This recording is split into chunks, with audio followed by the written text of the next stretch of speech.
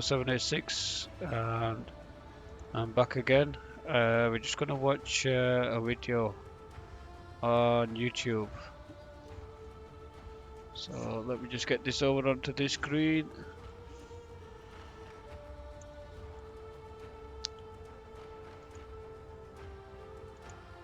Mouth to mouth and eye to eye, sleep where comets whisper by, sleep while constellations sigh. Oh, what was that over here? Just along here. Which Warframe is that? Very hard to tell. Is it a Warframe?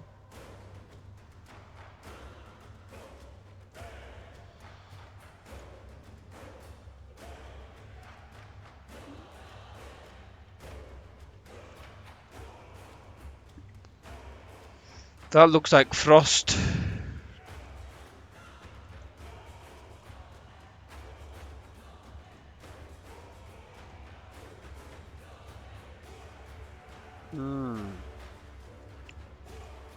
Mouth to mouth and eye to eye, sleep where comets whisper by, sleep while constellations sigh of that far shore forlorn.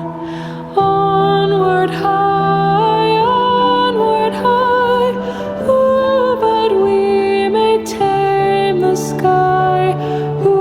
But we shall distant die on that far shore forlorn.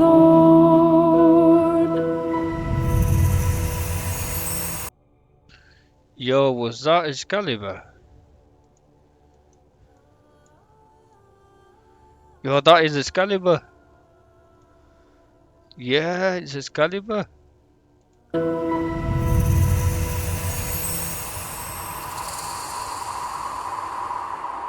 Yeah, alongside with lesser brave creations.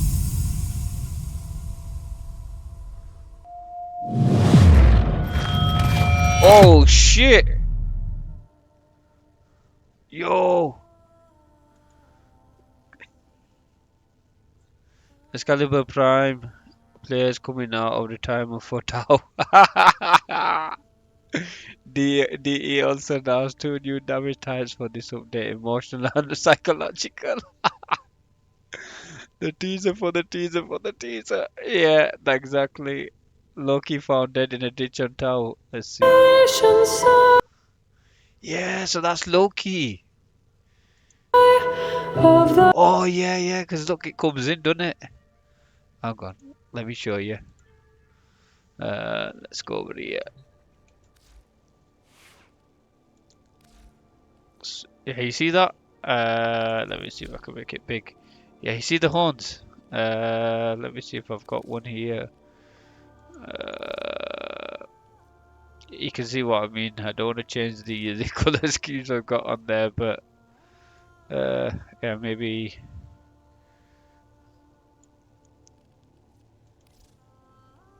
These here.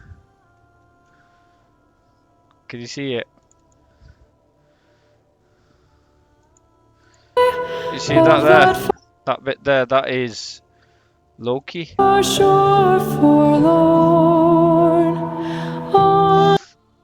The music is awesome. So that's from the sentient side, the music. Time to dust off Excal Prime. Yeah, that's what I'm doing. I pulled out my Excalibur. Let me just shut this down. Actually, let me just move it over here. Because I'm gonna listen to the Siege's video. Good YouTuber. He has good insight low on what's happening. Let me just go to history because I was listening to a video from him earlier today, which is really good.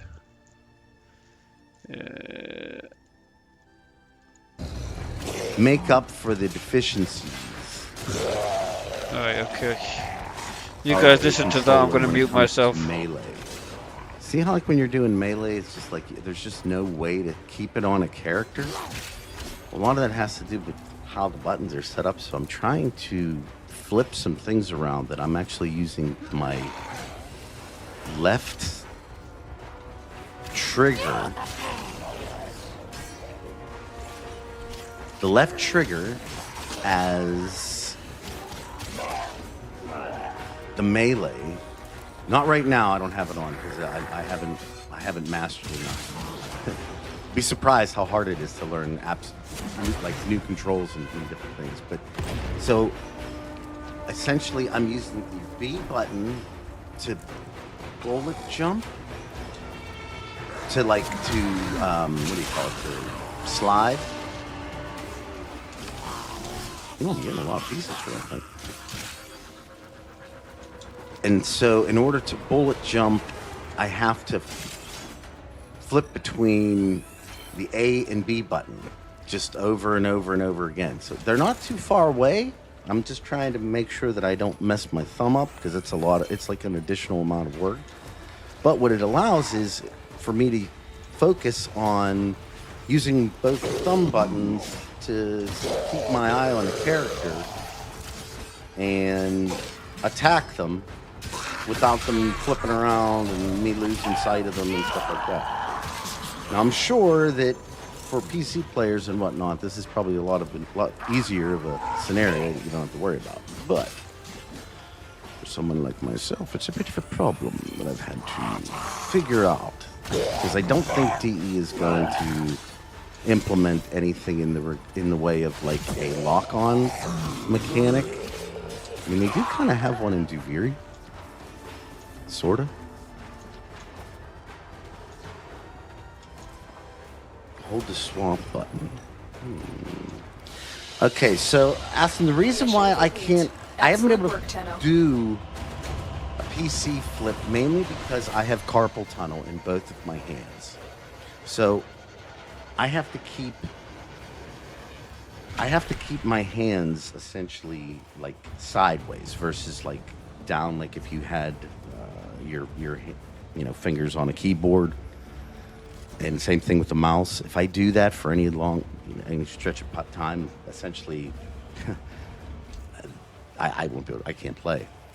I've often mentioned. I don't know. Reconstructed what I could. You may Check not your have heard foundry, this, but operator. I have one of those vertical keyboards where essentially like it's a keyboard that's split in half, and it's literally like it's vertical, and I actually type kind of like I'm playing an accordion almost. So what the controller allows for me to do is because the natural positioning of it.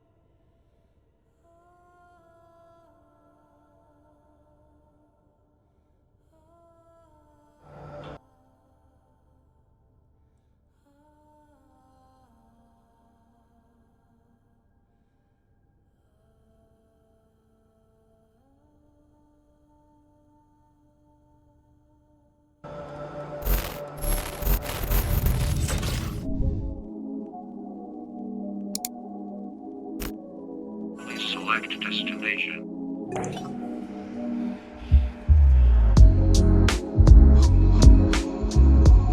There are things that no one has told you about Excalibur. Things that you need to know. Because there is not one other video that will showcase what I have for you today, and considering these newly discovered things include multiplicative condition overload, a 2468% status chance increase, and so much more, you need to see this. This video is brought to you by my current YouTube and Patreon members, who also received this video days early. Thank you so much for your help in maintaining the channel. Now, let's get to what you're here for. In Tekkit Encore, Excalibur's Exalted Blade, and by extension, every Exalted weapon, was granted access to Arcanes and Exilus slots, with a few in particular receiving some additional changes, and Exalted Blade was one of them. Arcanes and Exilus first. This was something that they have all needed for a really long time. And while it might appear like such a simple change, it has honestly elevated these Exalteds to what I believe is the deserved of the term Exalted Weapon. With things like melee afflictions turning Gara's Shadowed Lash into a slash damage monster, or Cascadia Flare buffing Mace's regulators to levels not seen before, and honestly, did she really even need? This addition's importance will be reveled in for years after this update, and when concerning Excalibur, well, yeah, that's kind of why you're here, no? Exilus slots on the other hand, or as I should call them, Tennokai slots, cause what else do you use here, are another very powerful addition to this family of weapons. Tennokai allows you to perform faster heavy attacks with no cost to your combo counter, which leads me into the aforementioned changes he received. I need the Tennokai mods. I need to look how to acquire them. Back to the video. In this update. Regarding Exalted Blade Heavies, they will now release a cross-shaped projectile that is approximately 8 meters wide and tall, with infinite punch through, that applies the lifted status to enemies. Possibly even more importantly though, is the addition of Exalted Blade Waves now building combo, whereas before Tech Rot, they didn't. This was less of an issue before because mods like Blood Rush and Weeping Wounds were still locked out of usage on them, but with them being re-enabled, this change makes taking advantage of their incredibly high critical and status chance buffs quite easy. More on that later. Otherwise, Slash Dash is no longer a pseudo exalt, rather it will just inherit the mods off of his very aptly named exalted weapon, Exalted Blade, the brand new best melee in Warframe. Summoning the Exalted Blade costs a meager 25 energy, with it draining a further 2.5 energy per second during the entire time you have it active, whether you are holding it or not. Consistent drains, especially ones this small though, are really nothing to worry about, because if you were unaware, final drain rate is not determined entirely by efficiency, rather it is by this equation, which includes both efficiency and duration when broken down. Doing so is kinda complicated though, this being the absolutely horrible to read chart showcasing all possible combinations, but essentially, if an ability normally has an energy drain of 1 per second, 200% ability duration would cause it to drain 1 energy for every 2 seconds, resulting in a 0.5 split between them. This is mainly due to drain rate being calculated per in-game tick time, though that's too complicated for the point that I'm trying to get across, which is you will not notice the drain this ability has, because building for either of these stats will lower it. Back to the actual weapon though, the sword has moderately okay base critical and status chance at 15% per, the 2.0 critical multiplier being fine. Base damage and attack speed are stated to be 250 and 0.833, but seeing as Excalibur's swordsmanship passive is always active for Exalted Blade, it is actually 275 and 0.917. The 275 is split unequally between the IPS stats at 15% for impact and puncture, Slash taking the remaining 70% for itself, and range is a solid 2.8 meters. What really carries through though is that every attack from normal to slide to aerials will emit an energy wave in the direction of your reticle that has the exact same stats as Exalted Blade itself. These waves have infinite punch through both terrain and enemy, for which on contact they will stagger them, their flight speed of 15 meters making them quite good at plowing through crowds. Unfortunately, they don't last forever though, taking 2.5 seconds to fully dissipate as they lose 40% of their damage per second they are active, falling off linearly during the time they spend covering their 37.5 meter range. Hitting enemies also has a damage loss mechanic built in at 20% per, which will decrease their lifespan by 0.5 seconds at the same time, but all of this is essentially unnoticeable in actual gameplay. I just wanted you to be aware of it for clarity's sake. Exalted Blade is obviously still a monster of a melee though, and most of that power can be attributed to 3 things. 4 things? Who cares?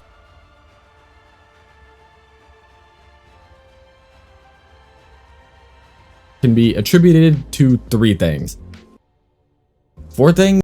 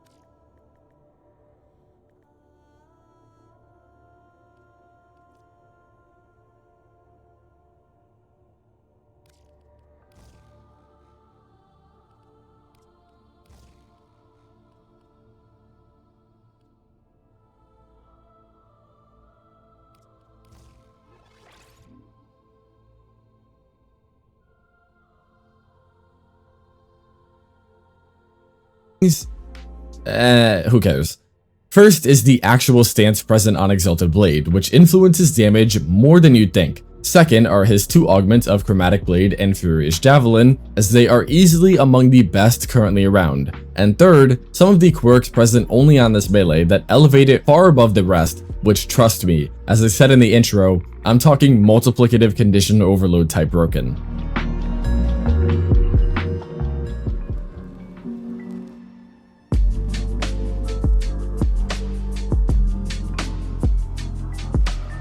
They have a lot more going on under the surface than you might surmise. Each individual attack combo you see here, all having separate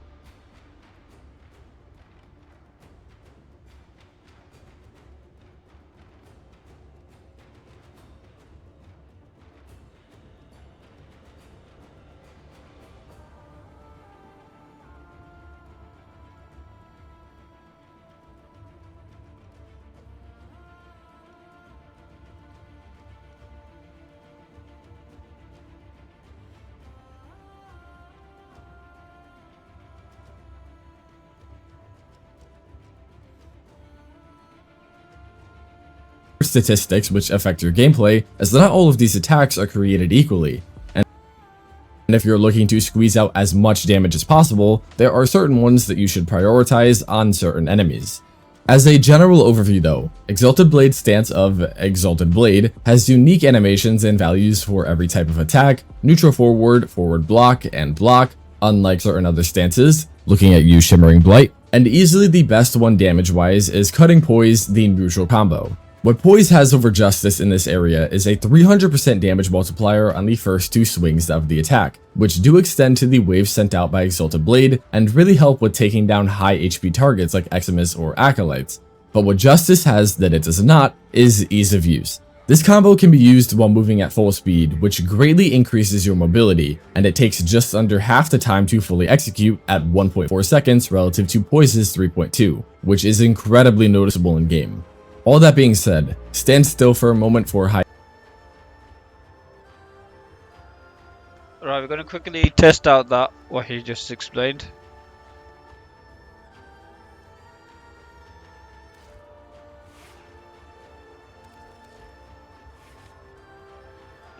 I'm just gonna quickly have a look at our augment mods.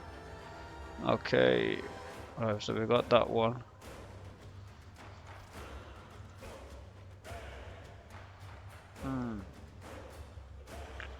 Alright, let's put that in there. Need to farm some more endo.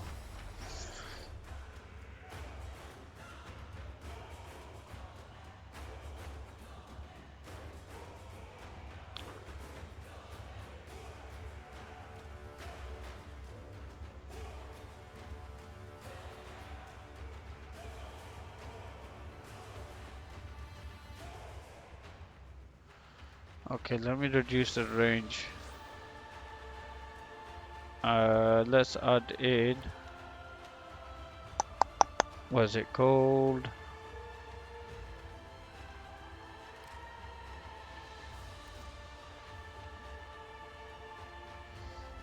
Streamline, where are you? Here we go, streamlines added. There's another efficiency mod here. Boreals. Okay, health and shields are about there.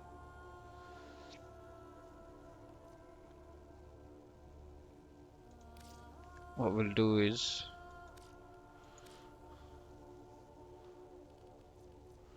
okay, while she's active again, 6% ability duration.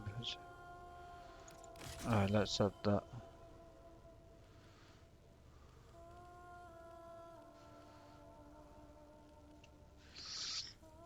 Let's go test this out real quick.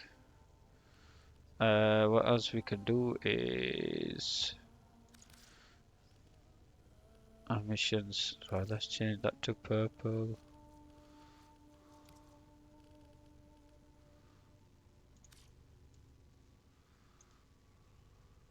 Yeah, there you go. You can see the electric.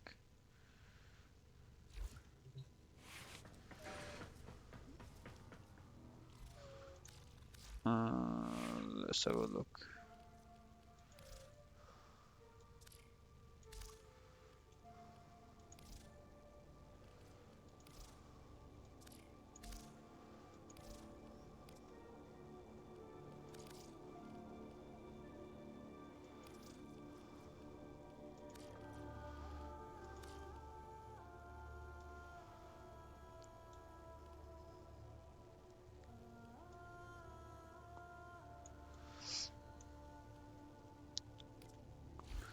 Alright, let's go quickly test this out, see how this is gonna behave.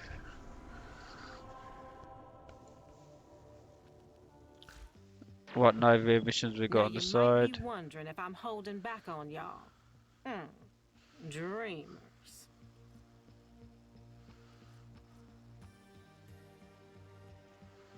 Conduct instruction. Okay, let's go to Lua Apollo.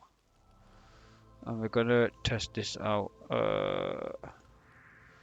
Lua Apollo.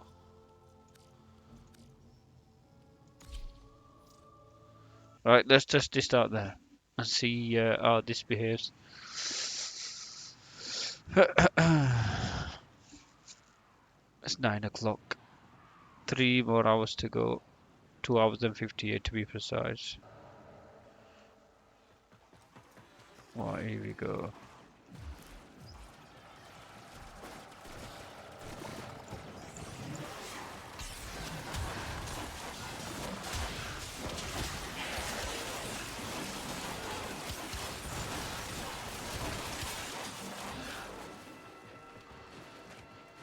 Okay, not bad, not bad.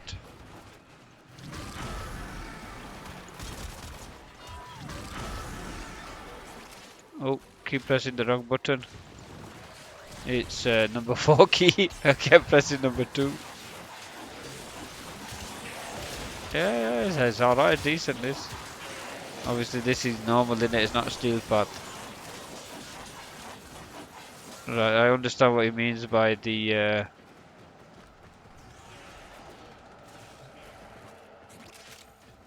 let's quickly put this in. Demo units looking to depart this mortal coil and take you with it. Keep it clear of that conduit.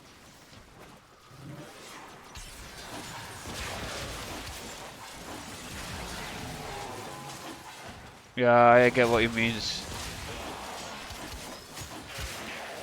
Yeah, see, it's a lot quicker when you go pressing the forward key and then you're doing the melee strikes.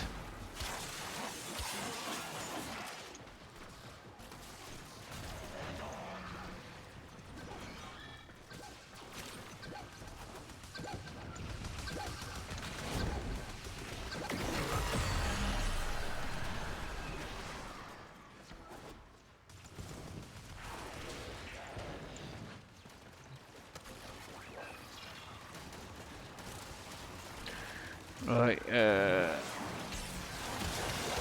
I just clear this room up a bit. I could add some arcane shards, you know, for energy. And then we can add some more strength to our, more strength and shields, I would say. What's in here? Okay, 25 libido.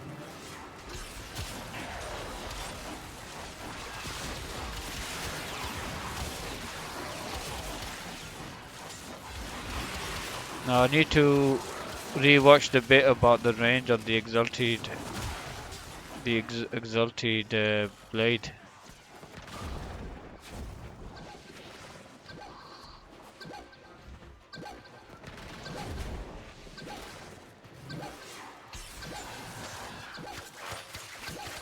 Oh. I mean, I'm doing alright with the energy so far.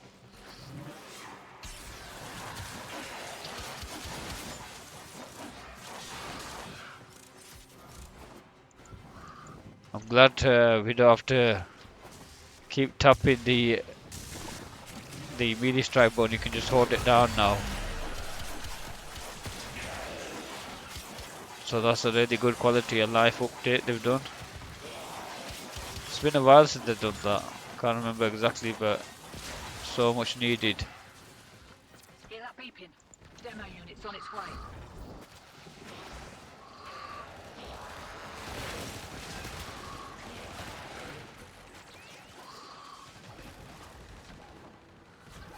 I'm coming, dude.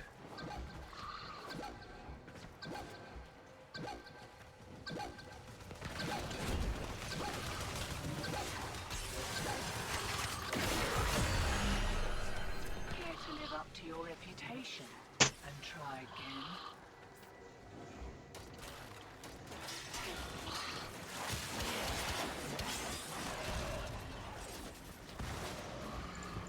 I need to add the radial javelin augment because that increases the damage.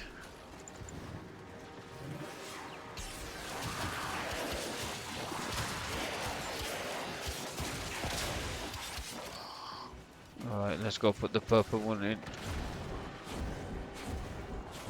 Shiny secured and we're in the wind. I'll send your cut via the usual. Have a good one. Right, okay.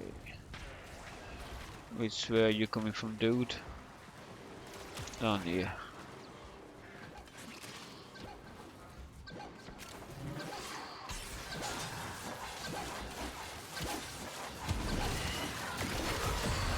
Alright, he's done.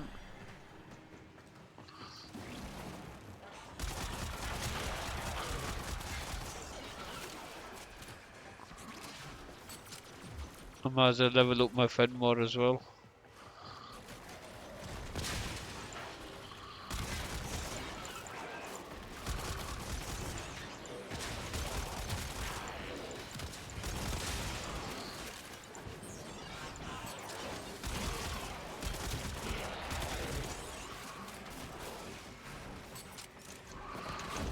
Oh.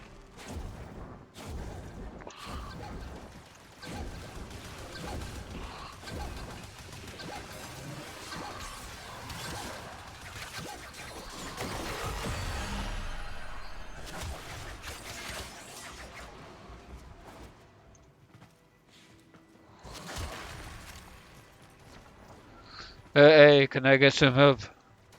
I'm here for you, bro.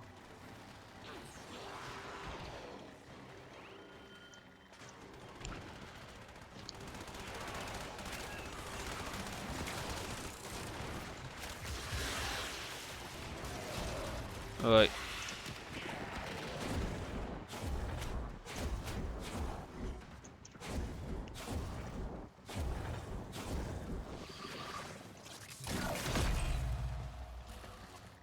Which way is up here?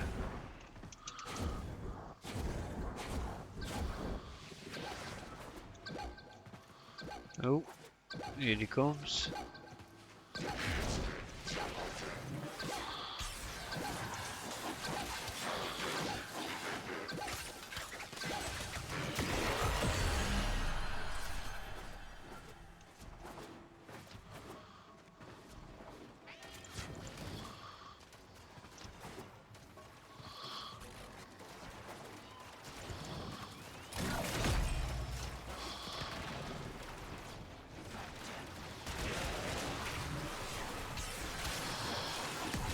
Alright, let's add some of that in.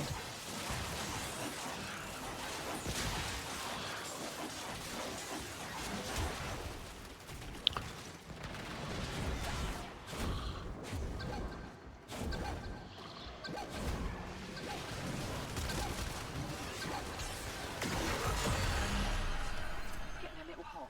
Gloves are coming off. Got another round in ya?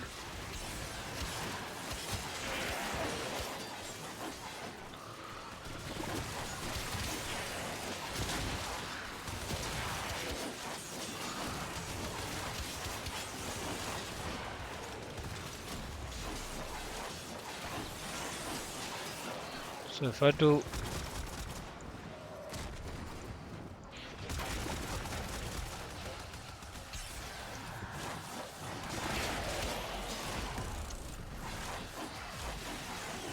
okay.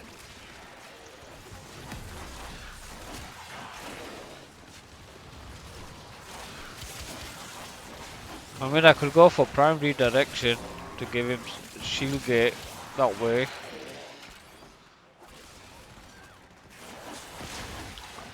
Actually, let's wait for Tower to come, the next update, and see how we're gonna adjust our.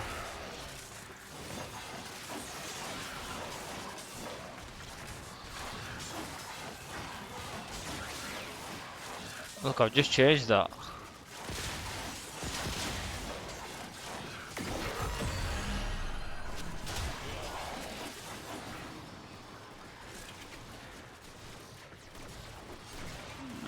Okay. Key required.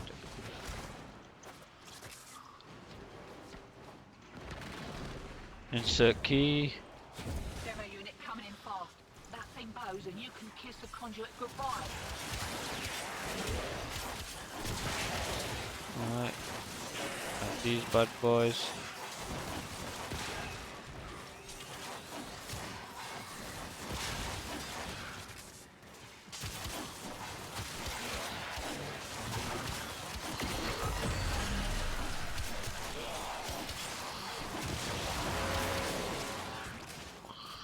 Let's quickly level up.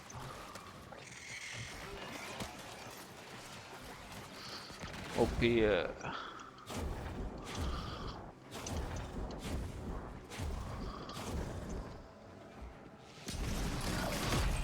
Demo unit incoming. Don't let them near the conduit.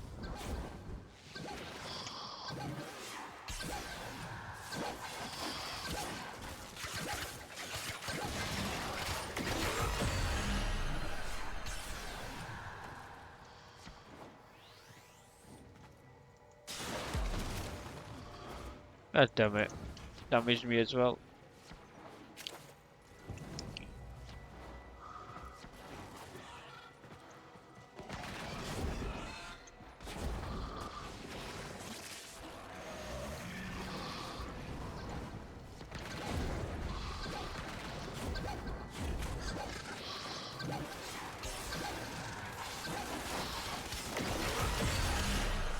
Alright, Isn't all that's that bad done. to call you lot betrayers anyway. Oh, no matter. Give another kick at the conduit.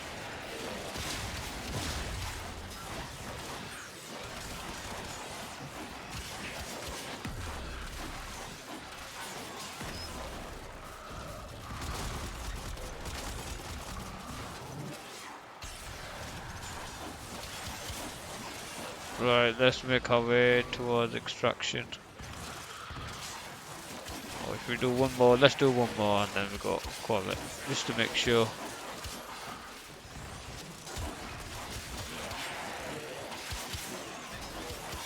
Actually leave it. Let's just crack on from here.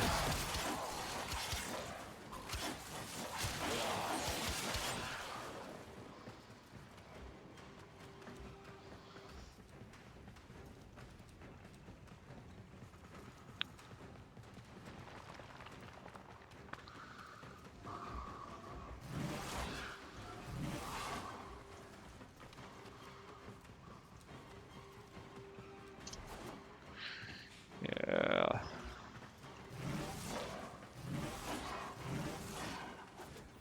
Way ahead of you. Time to hit the pub. Yeah. We're good on the energy side of things. We need to look at some arcades. See what arcades I've got. Not arcades. What they called? Archon shards. Sorry, not arcades. Archon shards. We need to look for the melee. I mean, I've been playing about with this new melee weapon. It's not new. It's not old. Kind of new. The inner dem. It's got a cool feature. When it goes into incarnate mode, it basically acts like the exalted blade for Excalibur, so it's pretty decent.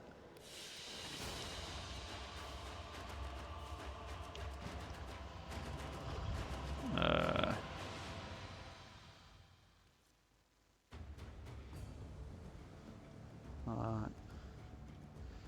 So another level up towards my night wave. No, I'm on plus 9,000. Let's have a look.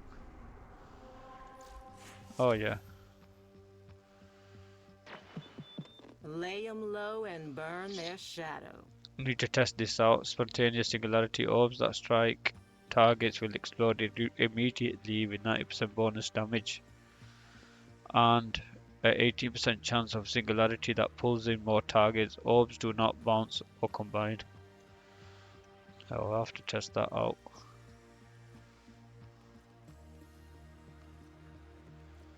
Oh. Kill 500 enemies. Okay, we can do that. What's this? Kill 30 extremists. We can do that. Okay.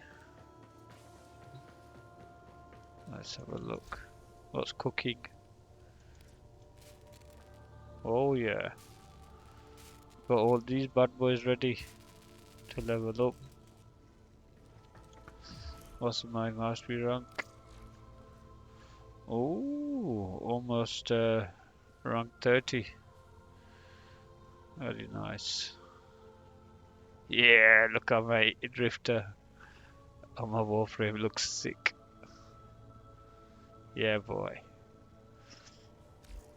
Let me just do something real quick. On here, go there. Go to appearance, go to attachments. Just gonna do copy main.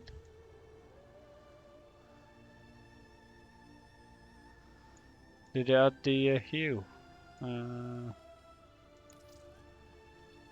Let's do that. There we go. Add a bit of that purple tinge to it.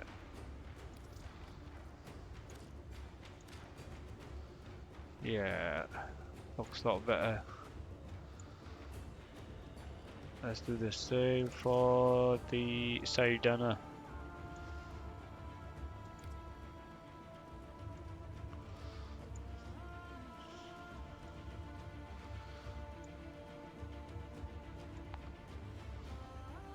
It's kinda done it.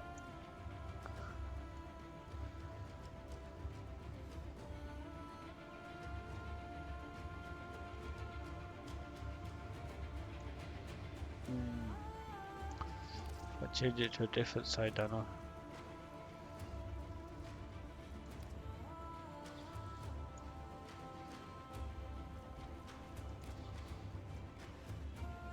That looks nice, but it's a bit too much out at the back.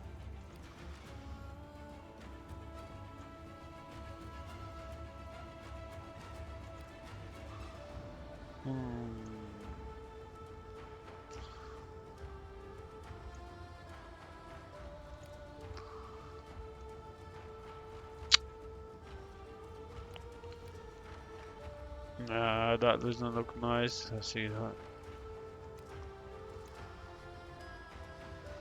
Nope. That kind of works. Yeah, we'll go with that. Yeah. I'm happy with that. That looks nice.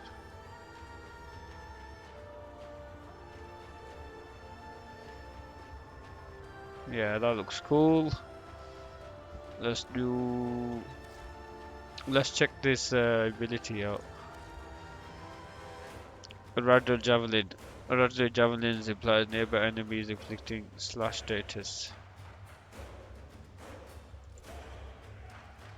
Furious Javelin.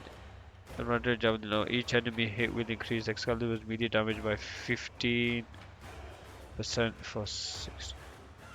I mean, the damage output is really good anyway. Do I really need to add that? I mean, the main thing for this guy, I think, is survivability.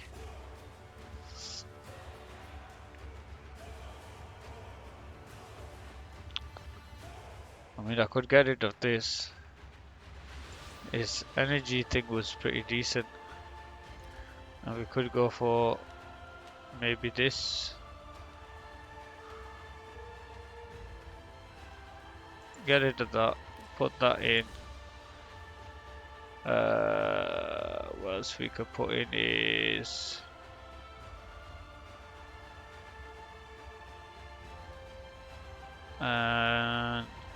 no, we want to add flow in, don't we? We need a flow in there.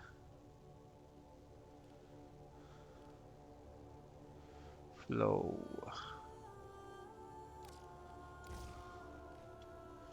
I mean, you can do that. Oh, I think we need a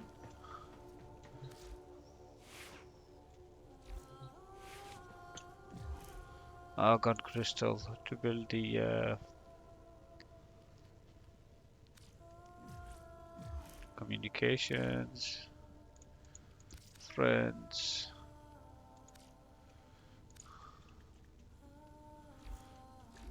$19 hours ago.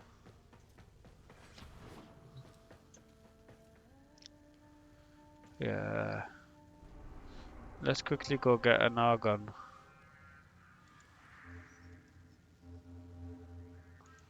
Head to the void. Let's go to steel path and do survival. Test this bad boy out. See how he's doing. I'm just gonna mute the microphone so you don't hear me breathing or anything like that.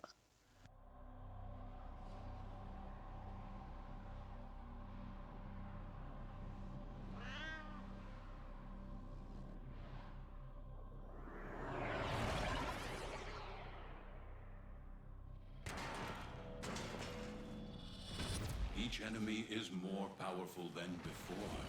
Only with true mastery of the Tenno arsenal will you succeed.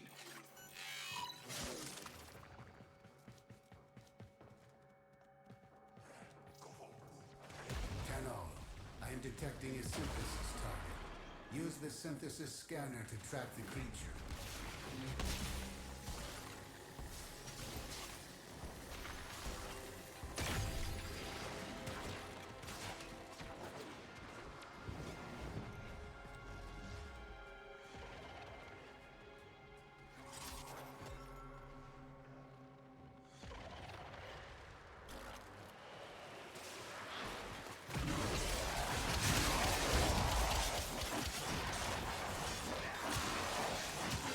Yeah, that was sick.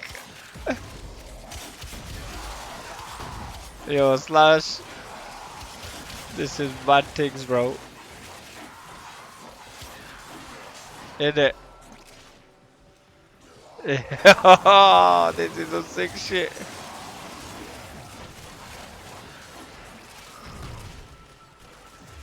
Oh yeah, my other favorite Warframe is Warbond. Nice. And Inaros is pull. Let them pull him in.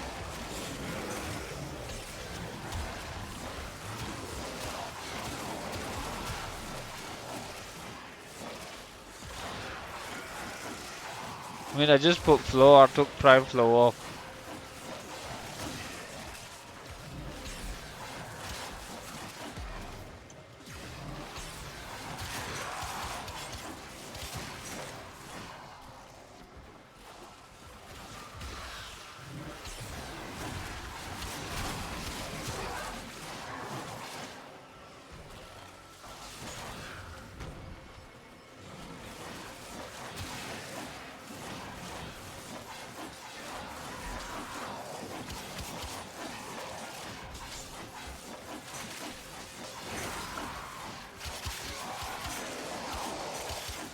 Come on, drop an argon crystal for me, please. Just need the one at the moment.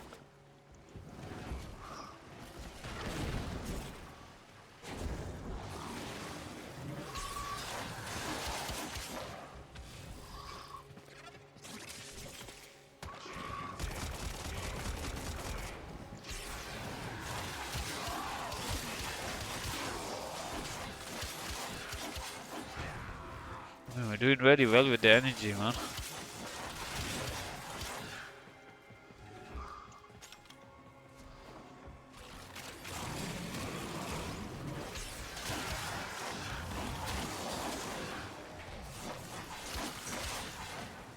could put one Archon shard in for energy, and then remove the floor mod, and then add the radical javelin augmented mod.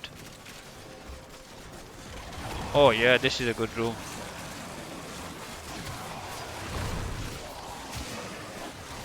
Oh, this is the best room to be in.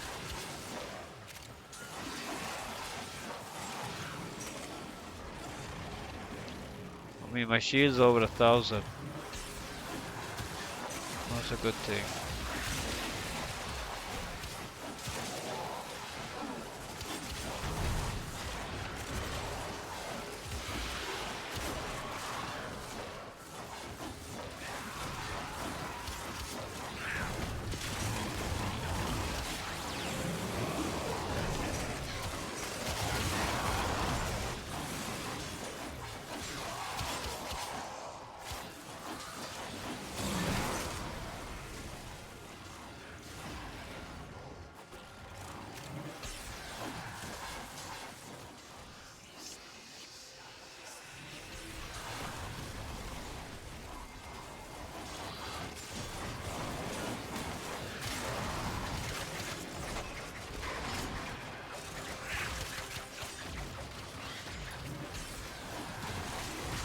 How dare you cancel my thing out?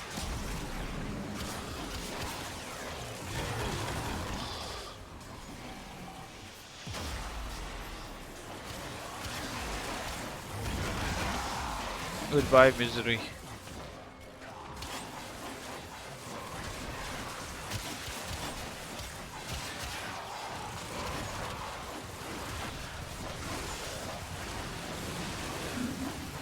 Inaros, do you wanna fill them in, bro? They come to this place when they know they are not pure.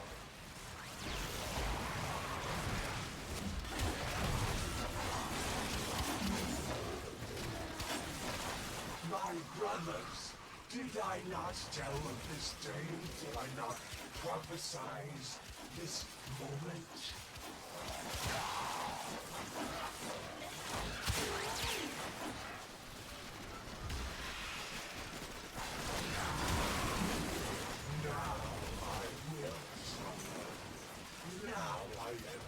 There we go, I got Argon Crystal.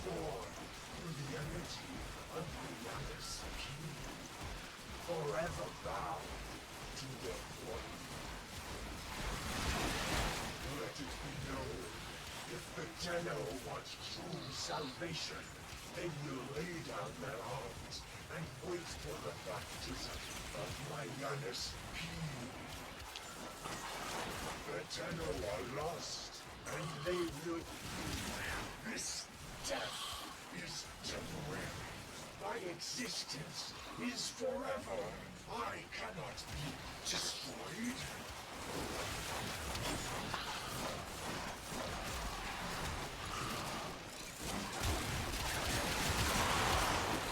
There we go.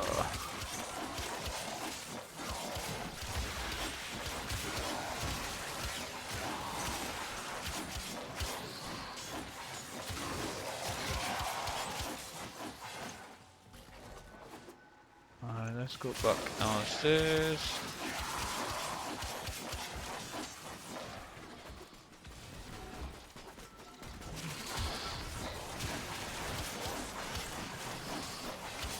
Everybody's extracted. So right on the host. That's all good. I just quickly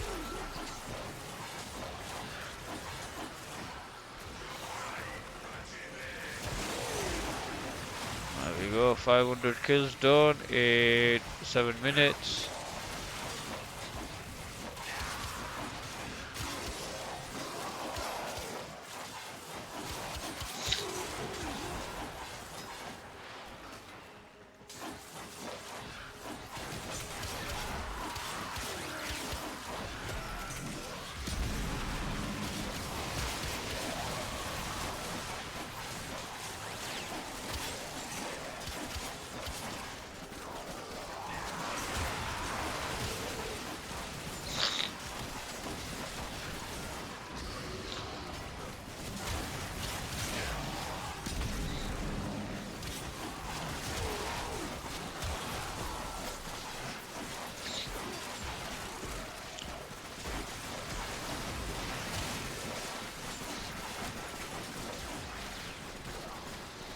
Let's go upstairs and deal with these guys.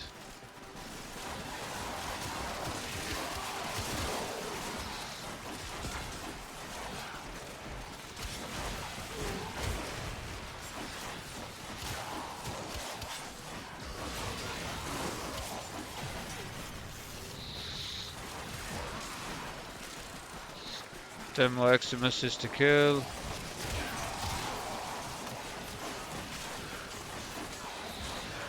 Why is this guy not dying?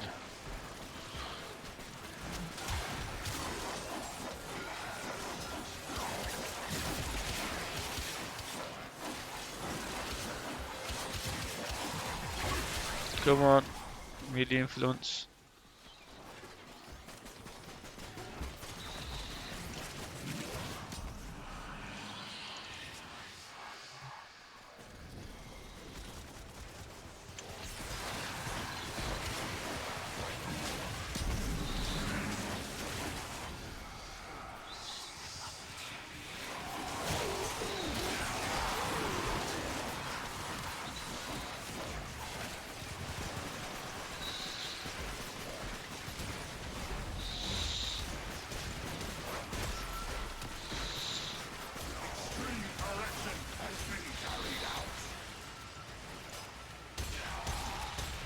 Hold position.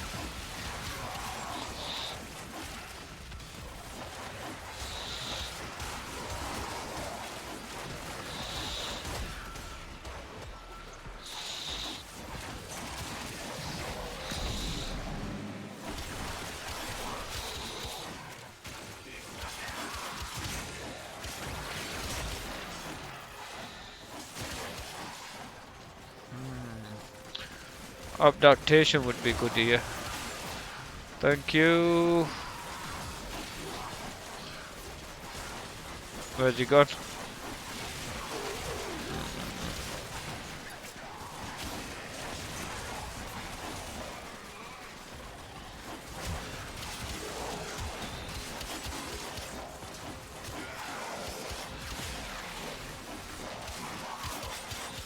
One more to go.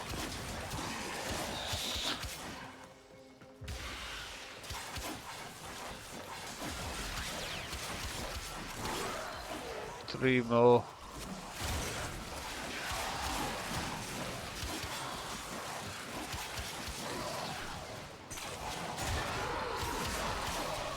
One more.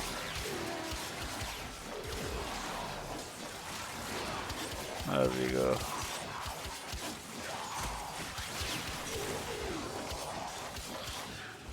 Ten minutes.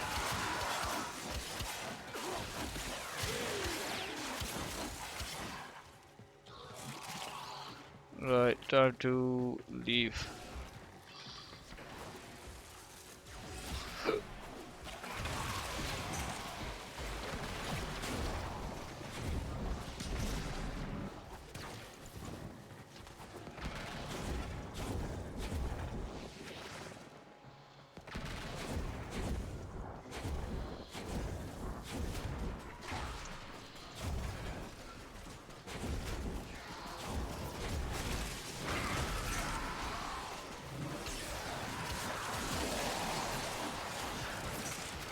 Actually, let's do one more for these guys.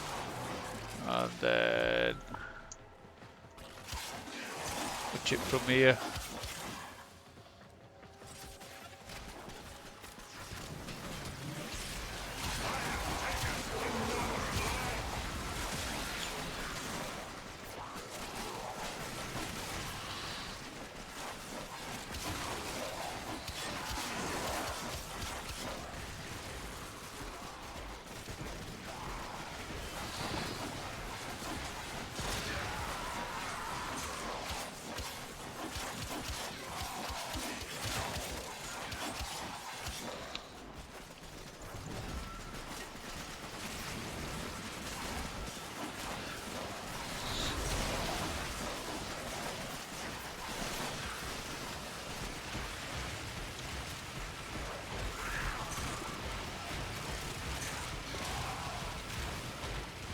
I think that's how you spell his name, Warban.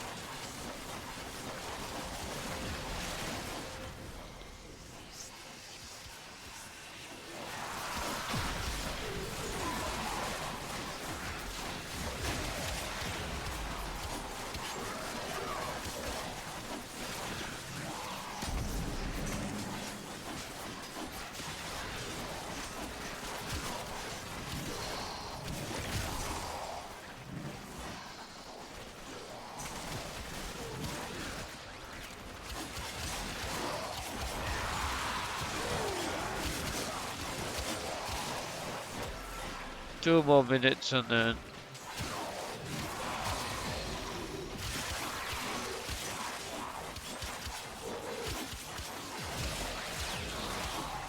we're out of here.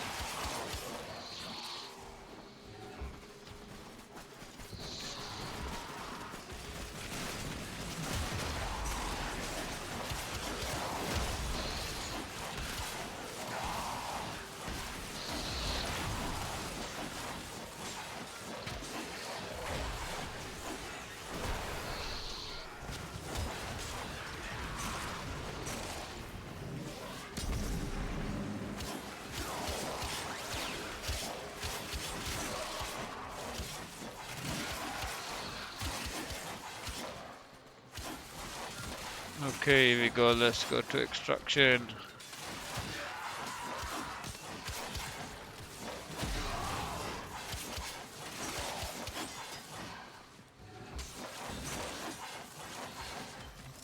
Okay, we got our relic. We got the shit from here. Hey, how dare you?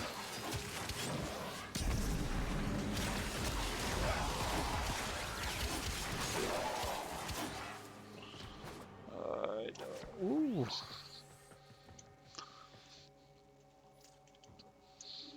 Let's see what we got. Okay, Neo A14, yeah, ready prime blueprint, we need that. Warlocks prime, I need some sort of part for the Warlocks. You have learned here will serve you well. Okay, Oak and Cell, we always need them.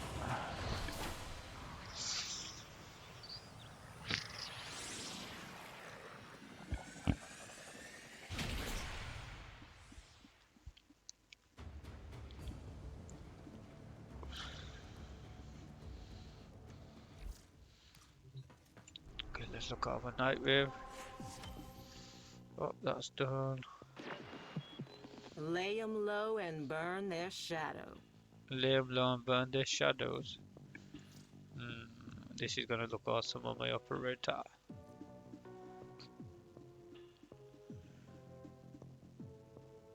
Looks sick.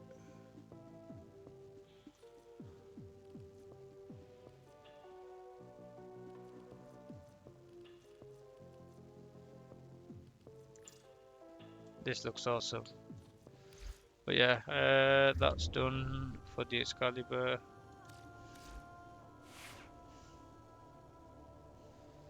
The Exalted Braid. So far we used one former, I think. Yeah, one former. Okay, that gives us 8 points. Condition overload. Heavy attack. Ah, I didn't test this out. Melee damage. Sacrificial steel. 275 critical chance. 2 times for heavy attacks. 1 point damage to sentience. See, enhances that. See. Let's check the galvanized. Galvanized steel. Okay, that's 2 times the heavy attack.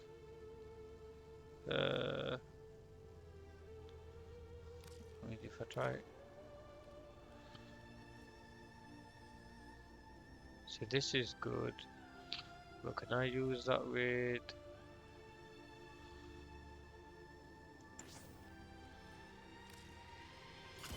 Alright, we can add that in.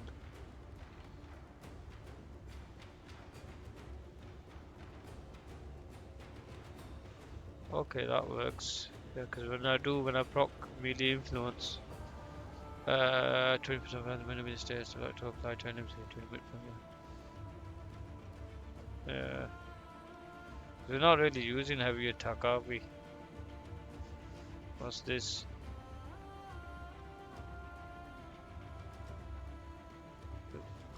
Go forward. You don't know if I can use that or not.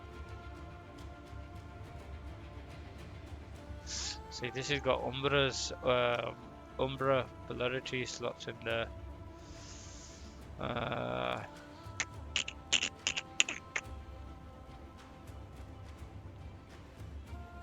What's our status chart? 128 status.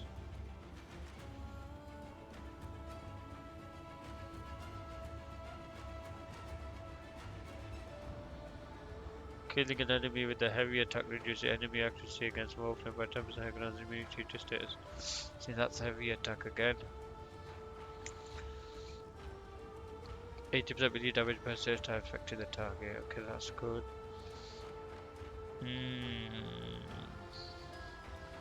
What does that do?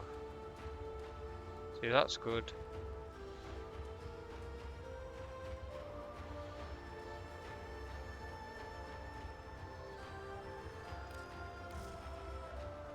Let's add that in.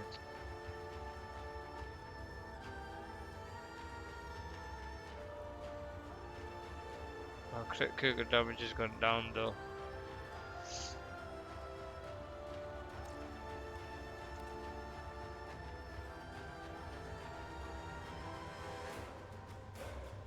See, this is good. Blocking turns enemies within 6 meters to target you instead of allies. Plus 5% combo count chance while blocking. See, that could be useful. Enables Tenokai recall the art of Tenga. You will occasionally have opportunities to perform faster heavy attacks with no cost to your combo counter. Enables Tenokai increases Tenokai damage by 10%. Recall the art of you. Let's go back to that video. HP targets, moving around and meleeing is fine for pretty much everything else. There's not much of a reason to use the forward block combo. It does have some fun mobility stuff, but it's still kind of and the block combo is also okay. One important note that I haven't mentioned though is that Judge Severance, the slide combo, actually has Excalibur execute a mini radial blind, albeit with lower range and duration and the inability to open enemies up to finishers, but it will still cost you extra. Combo actually has Excalibur everything else. There's not much of a reason to use the forward block combo. It does have some fun mobility stuff, but it's still kind of and the block combo is also okay. One important note that I haven't mentioned though is that Judge Severance, the slide combo, actually has Excalibur execute a mini radial blind, albeit with lower range and duration and the inability to open enemies up to finishers, but it will still cost you extra energy, so you pretty much never want to slide attack while you have Exalted Blade active. It is a waste of time and energy. Now, it'd be lovely if I could move over to the augments, but there is a weird quirk tied to the stance and energy waves which makes the attack that you're currently performing actually determine the damage multiplier of a wave when it hits an enemy. So if I sent a bunch of forward melees out to them and then did some neutrals when they make contact, they'd actually deal 300% more damage. The spaghetti code behind this Warframe is literally ridiculous.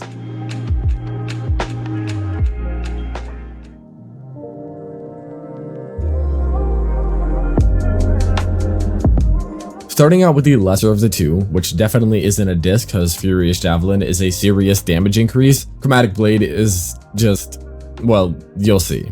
Anyways, Furious Javelin is a universal melee damage buff granted by hitting enemies with his third ability, Radial Javelin. Radial Javelin is pretty expensive at 75 energy, but the buff granted by it makes it more than worthwhile, causing every enemy hit to grant a scaling 15% more melee damage to Excalibur that functions far differently than you'd expect. While I wouldn't blame you for assuming that this is additive with things like Prime Pressure Point or Condition Overload, this effect is actually multiplicative to every other form of damage increase, factoring into equations entirely separate from them.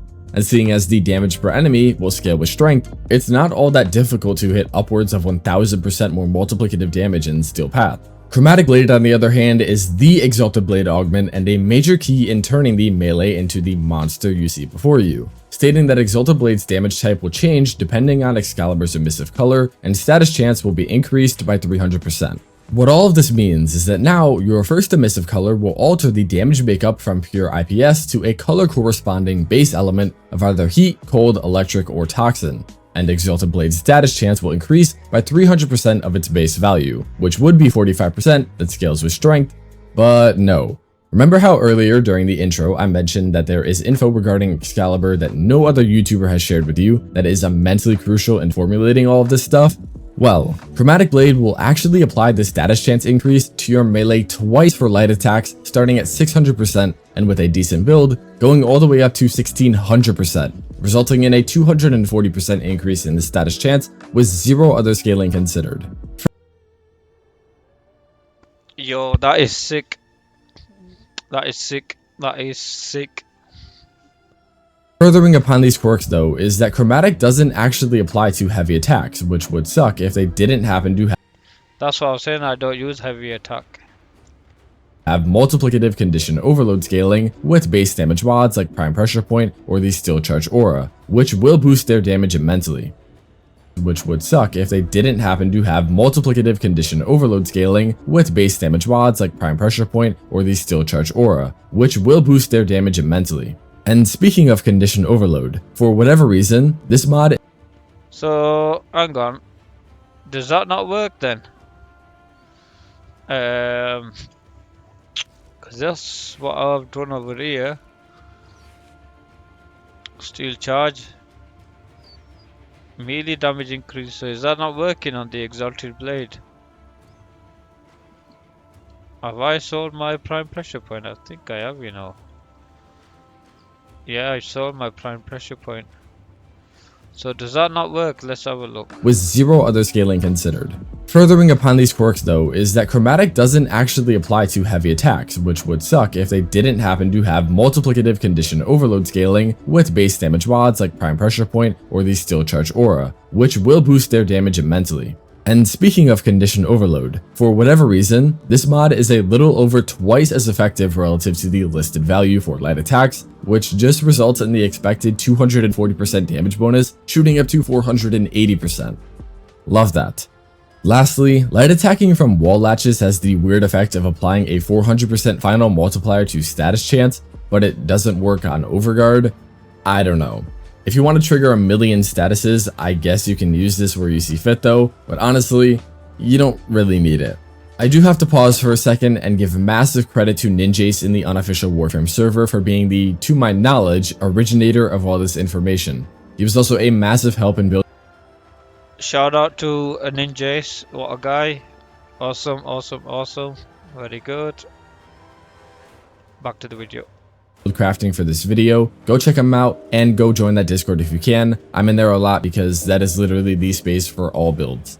So, with all the odd but powerful information being covered, let's get back to the basics and choosing the element that we want from Chromatic Blade, which is Electric melee influence. electric from any blue and purple hue. The reason being, melee influence.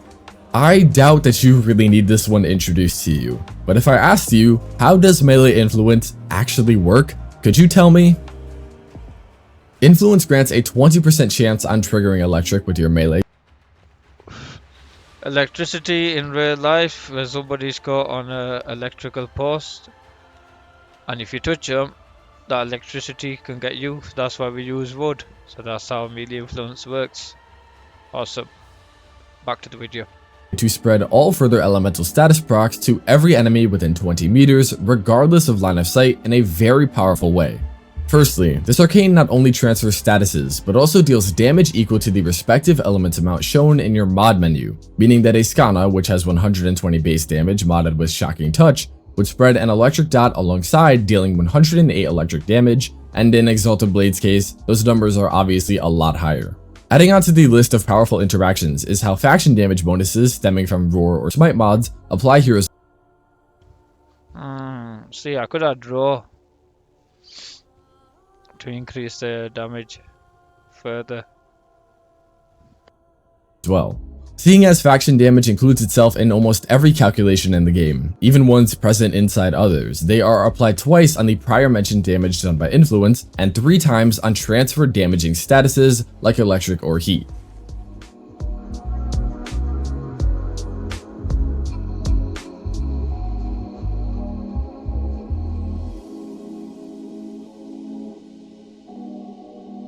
And going back to our Skana from before, a 100% roar would now cause it to deal 432 damage, as that it'd be doubled twice, but adding in a few mods would cause a hit from this melee that triggers viral and electric to result in the following equations, which is really complicated, and it is. But all that you need to gather from this is that melee influence is fucking broken. This shit should not be in the game. It absolutely You funny bastard. He's fucking right though. trivializes the hell out of everything. All you need to gather from this is that melee influence is really good, and Excalibur with Exalted Blade is one of the best possible Warframe we can use to Fucking love it. take advantage of it in multiple different ways.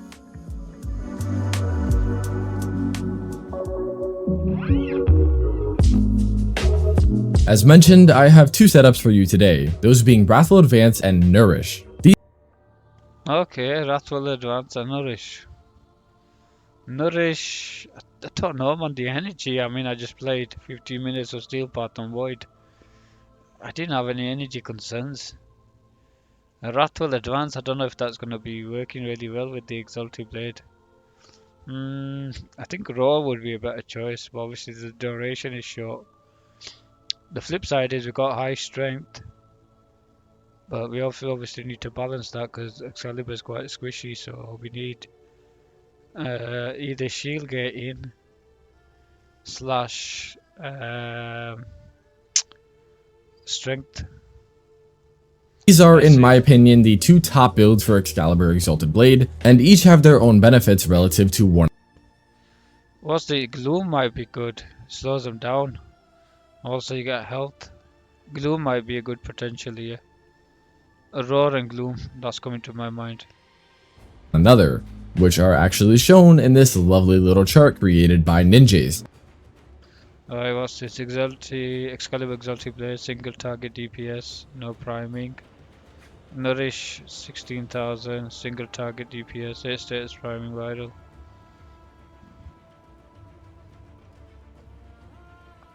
Yeah, she's Roar.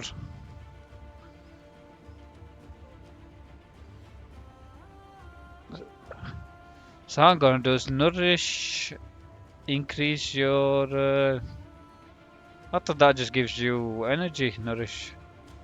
Let me just go to the in-game, check something. Let me just go to my Mesa. Where are you, Mesa? Here you are. Let's check something real quick.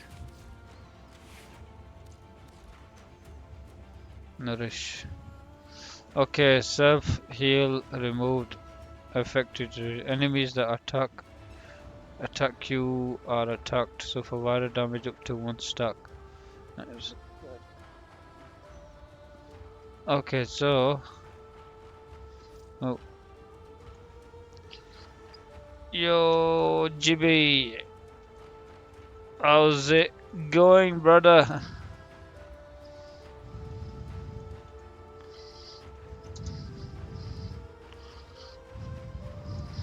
Alright, back to this. Enemies that attack or are attacked suffer viral damage up to 1 stack, and energy sources provide more energy. So energy sources provide more energy. These buffs extend to squad mates.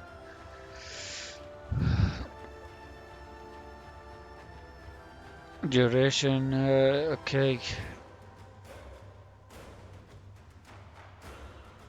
Health, energy multiplier, explosion damage, explosion radius, damage increase.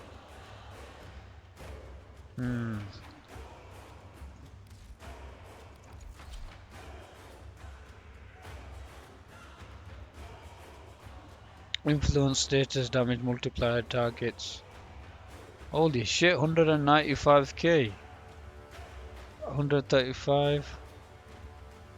Whoa. So Nourish. Okay.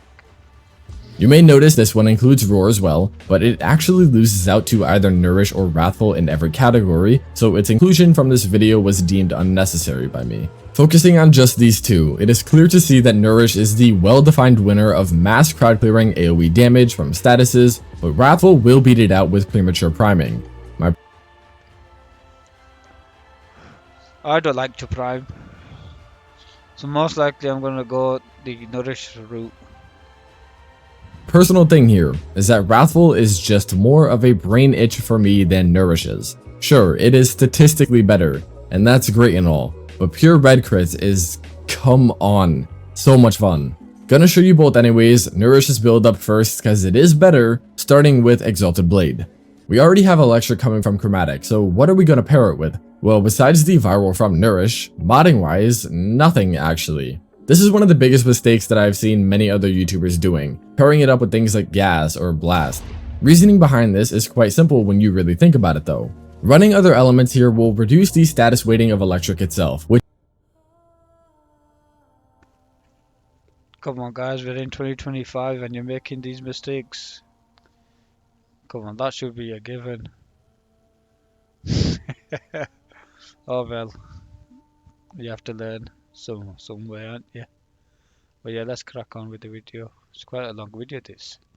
is the strongest dot currently in the game, as it has an AoE component, no cap on stacks, it will tick instantly on trigger, is effective for single high HP targets, and most importantly, scales off of electric damage sources like Chromatic or Shocking Touch. Something like Blast or Gas has more AoE, and that's always nice, but these statuses don't actually scale damage off of the mods used to create them, which is a real downside, and seeing as Electric already does everything they do, and better in some cases, there is no reason to use anything but that. Conditioned Overload grants a little over 160% more melee damage per status type, which results in at least 320% more base damage. Prime Smite Orokin for all the benefits it has with statuses on Influence, Blood Rush and Weeping Wounds for 440% more critical and status chance.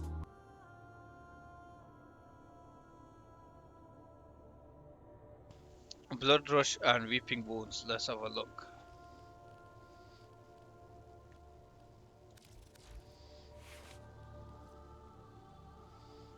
I've got Weeping Wounds on there.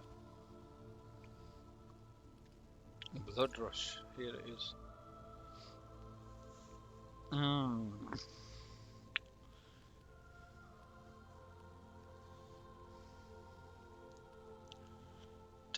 combo duration, 40% status chance.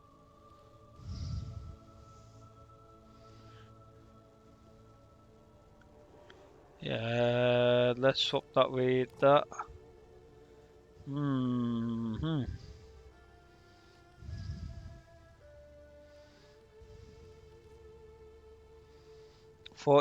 status chance. So if I remove that, okay. Yeah, this would be better off.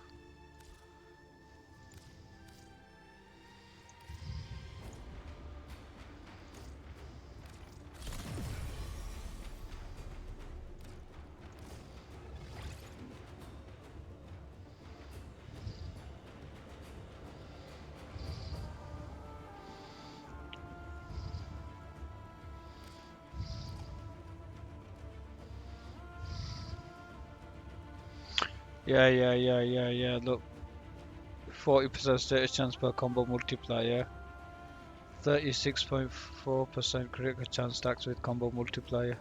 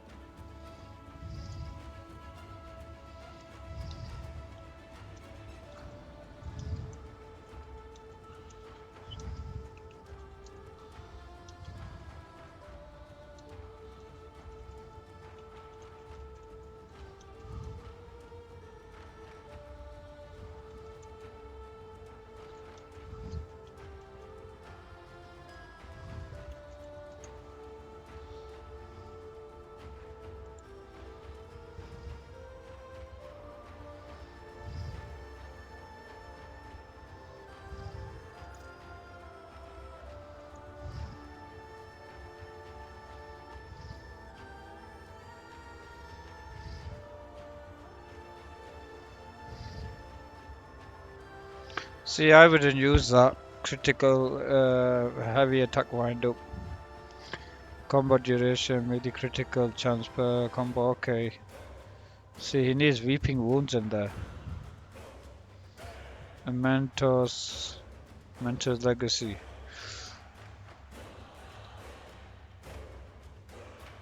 Yeah, I don't know why he's got that in there for heavy attack on the exalted blade.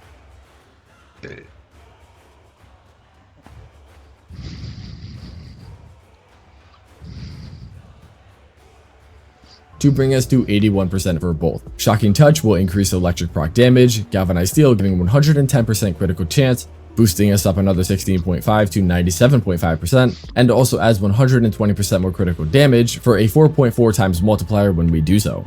Elementalist will function as a separate status damage multiplier from anything else we've had so far at 80% more, the bonus status chance taking that up from 81% to 90%. Berserker Fury's attack speed bonus being immensely appreciated here as well. Editing Kai chiming in here, post making some of this video.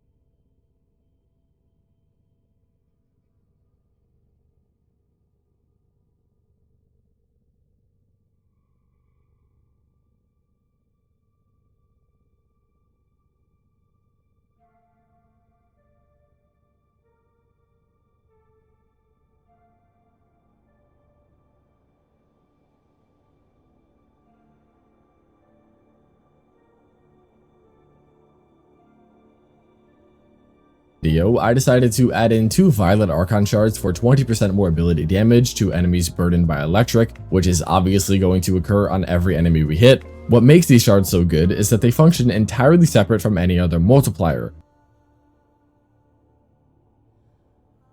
Violet Archon Shard, Tower Forge Violet Archon Shards.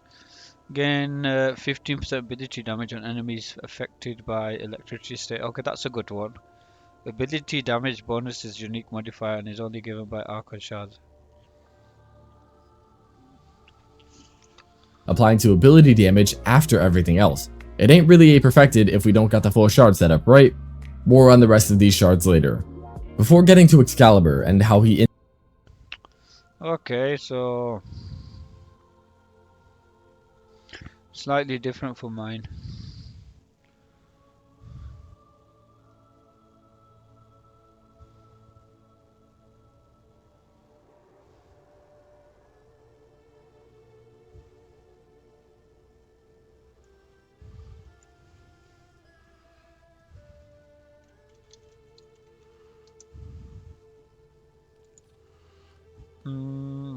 Okay, so I see he's gone for the galvanized steel. Obviously, I already had these in there. I mean, mine's only a 2-former build, so I'm not gonna do all this this sacrificial steel. He's got rid of his his Umbra former. Okay, shocking touch we've got. This and this we don't have. And this, so 3 mods he has we don't have in there. We've got this, we got condition overload in our build. We've got blood rush in our build, we've got shocking touch in our build, we've got governor the mentalist in our build, and weeping wounds and exalted and that. So 1, 2, 3, 4 mods which we don't have in our build.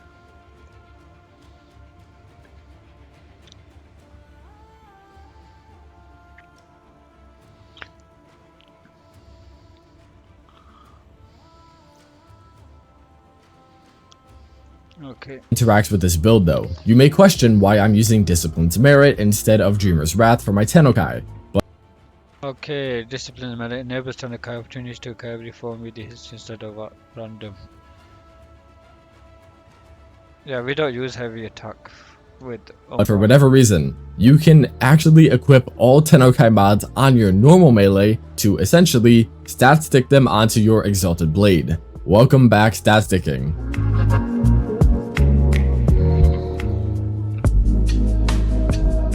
Regarding Excalibur, survivability is more of a concern than damage at this point, and unlike what Exactly, my thoughts as well. some people say, it is really not difficult at all to make him survive. For this Nura setup, we are going to run the route of shield tanking, health tanking being more suited to Wrathful's build for more specific breakpoints we want to hit, but executing it can be done really easily through fast deflection, vigilante vigor, catalyzing shields, and optionally arcane aegis. Just these 3 mods and the arcane is enough to make Excalibur a level cap survivable frame, trust me. Catalyzing shields and can be done really easily through fast deflection, vigilante vigor, catalyzing shields, Catalyzing shields. Okay. So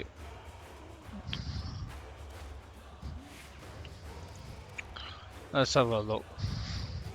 See, I went primary direction. Gives me 1000 shield. Do I really need that flow mod in there?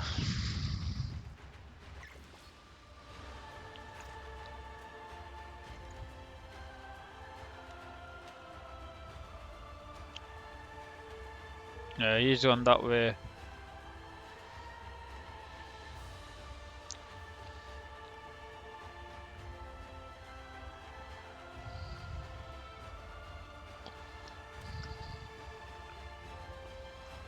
Oh, before I forget, the argon crystals, I was supposed to build the thing.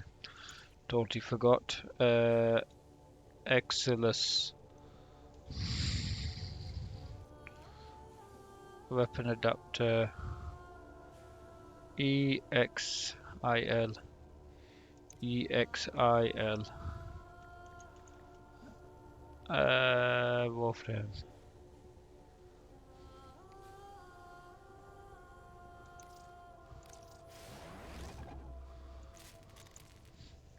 Format.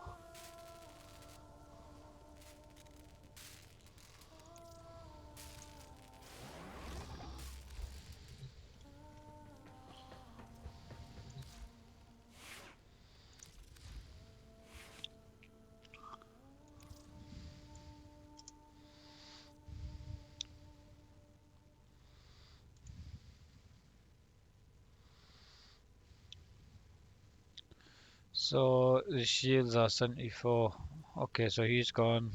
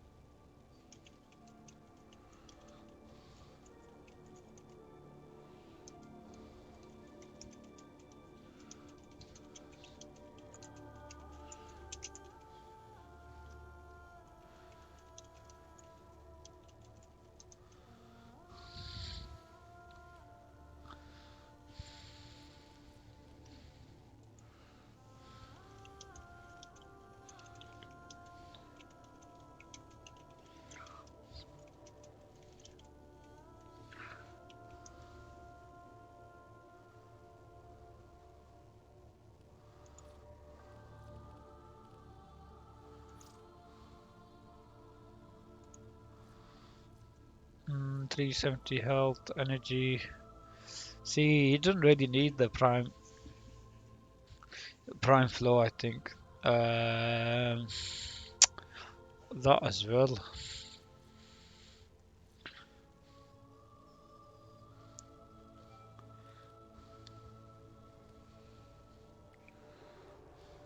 What's this? Warrior's Rest. Passive augment Umbra. Ability strength increases by 15%, but He no longer fights independently alongside his on shield damage, 3% chance for.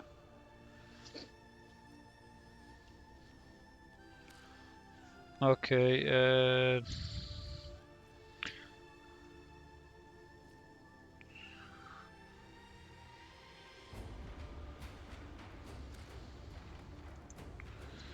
does this work on his blade?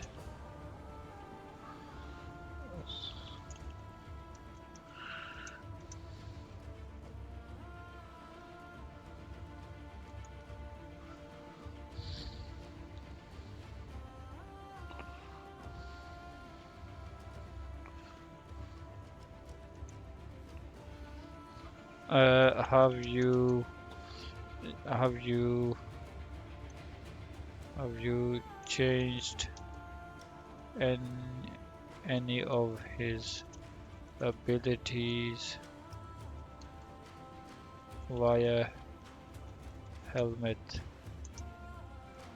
and which one did you change over? Nourish and raw. I am thinking of putting on him.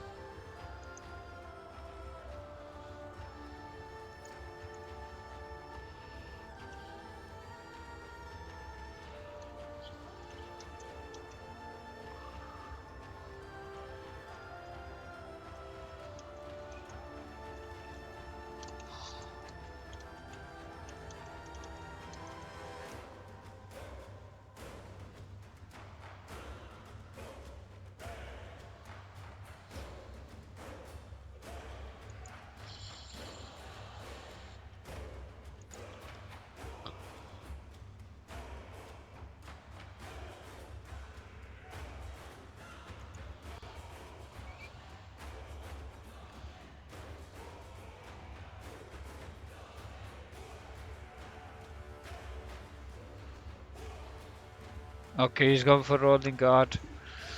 Okay, becoming vulnerable for 3 seconds, remove all status effects. Yeah, that's good. That's not good. Actually, yeah, that's fine. Yeah, that's good.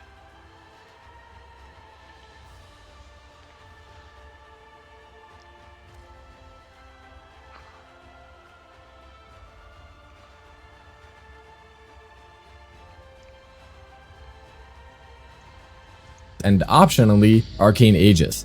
Just these 3 mods and the Arcane is enough to make Excalibur a level cap survivable frame, trust me. Deflection and Vigor grant the exact same stats of plus shield recharge and minus shield recharge delay, while catalyzing will cause your shields to be hit with a 0.2 times multiplier that lowers them dramatically.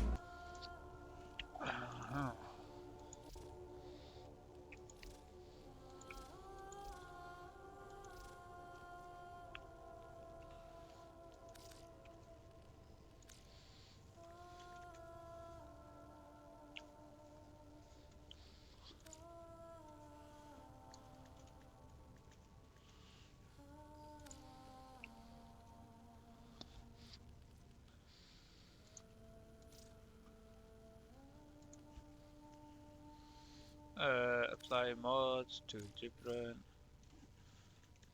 Override. Right, okay, let's have a looky.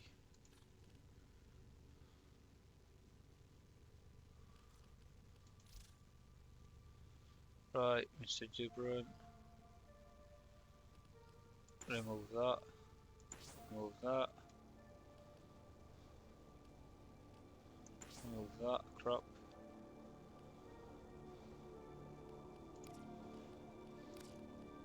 that in there.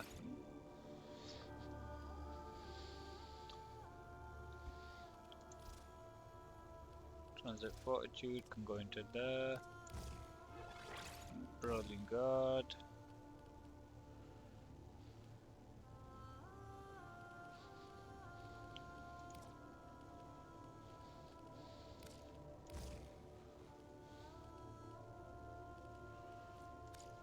Shield.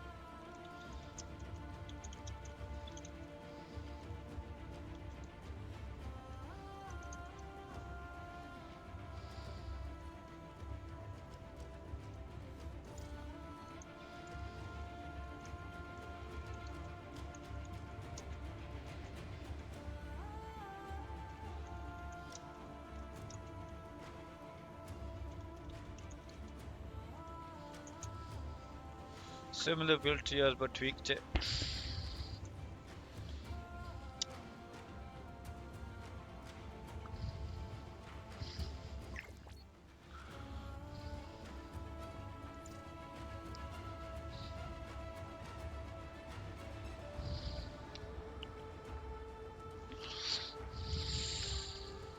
But your shield gate duration is changed to cap out at 1.33 seconds always. If you were unaware, whenever your shields break in Warframe, you gain a brief period of pure invulnerability from any damage that with this mod will last the time just mentioned, but after that you would then have to wait for them to naturally start recharging, or immediately gain them in ways like Brief Respite and Augur mods. But we don't use those here, mainly due to build space and this build also not release Augur mods. But we don't use those here, mainly due to build space and this build also not really spamming abilities. Note that channels do not count for this, so passive regen is our only choice.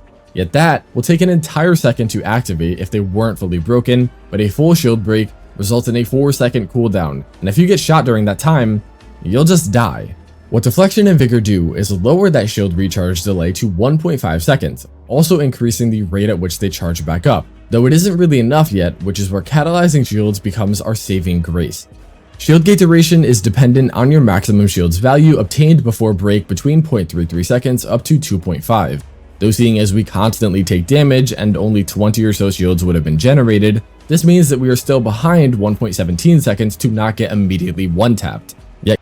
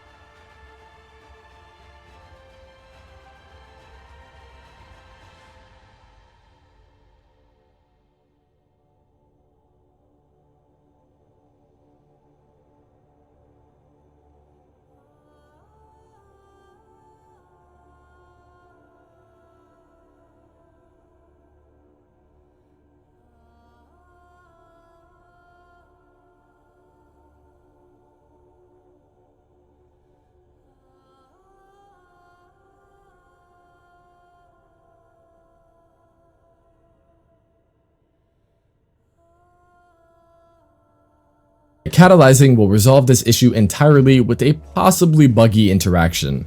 See, this mod is supposed to only cause a 1.33 second shield gate on a full refill of this value, but for whatever reason, this duration scaling mechanic does not exist in its in-game implementation, causing it to set your shield gates to last the full 1.33 seconds even if you only generate one shield. Going back to deflection and vigor now, this means the 1.5 seconds you are vulnerable is cut down to 0.17 seconds, which is far more manageable and easily keeps you alive. Throw in Arcane Aegis and things get even better, as this arcane has a hidden buff setting your recharge time to 0 seconds, so you constantly recharge shields that give you a full shield gate, making you practically invulnerable. And this effect doesn't change with rank, so anything from 0 to 5 works here, the other effects of the mod being kind of irrelevant. You do still want the other mods though, as this is a chance-based trigger and the others are a necessary safety net. This will just make you truly invulnerable. Alright, survivability being totally covered, the rest of the build though is quite unique. Aura-wise, Steel Charge is going to serve as our melee base damage to multiply with Condition Overload for the heavy attacks, the plus 18 instead of 14 capacity also being very appreciated here. In the Exilus, if on Umbra, Warrior's Rest provides more ability strength while deactivating his admittedly annoying passive that can either cause you to lose all your buffs or just downright kill you. So yes, definitely use that one here. Power Drift being suitable on the base or Prime if you just like that, and if you want to use Prime Sure-Footed. Bolt augments here obviously, Blind Rage and Umbral Intensify with Bolt Augmented adding to our strength for 318 final. Scaling here is very powerful with Nourish, granting 143.1% more viral damage, a 2.91 times multiplier on energy gains which counteracts the negative efficiency from Blind Rage, and while the viral wave on damage taken isn't bad, we already spread the status everywhere, so we don't quite need it. Furious Javelin on the other hand will now give a corresponding 31.8% more multiplicative damage to Exalted Blade per enemy hit, meaning you'd only need to hit 15 enemies for a 500% multiplier, and only 30 for over 1000%. Chromatic Blade though, well, seeing as it will apply status chance at 2 times this value, that means we gain an absolutely, utterly, unequivocally insane status chance increase of 1908%. Combined with the 440% from Weeping Wounds and 120 from Galvanized Elementalist, that is a 2468% of 15 plus 15, which is 385.2%. Meaning you will proc at least 3 statuses per hit, a 4th being almost guaranteed, allowing for easy maxing of viral and high stacking of electricity if enemies are somehow surviving anything past a hit or 2.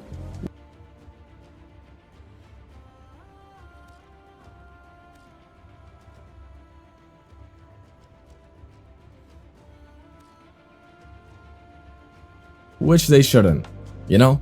Lastly, there is Prime Continuity to increase the duration on Nourish and Javelin to comfortable spots, slightly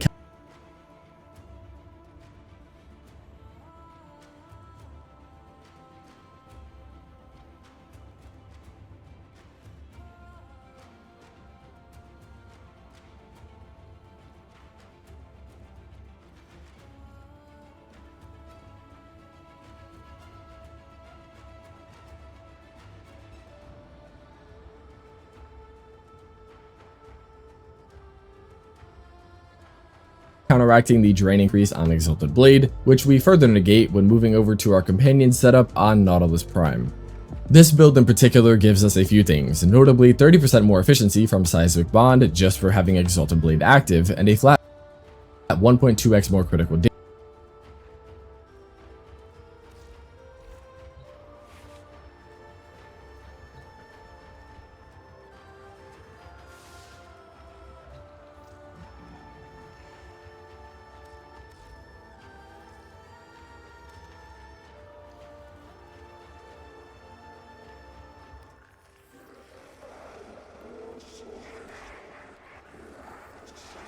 Okay, helmet, let's feed you, bro.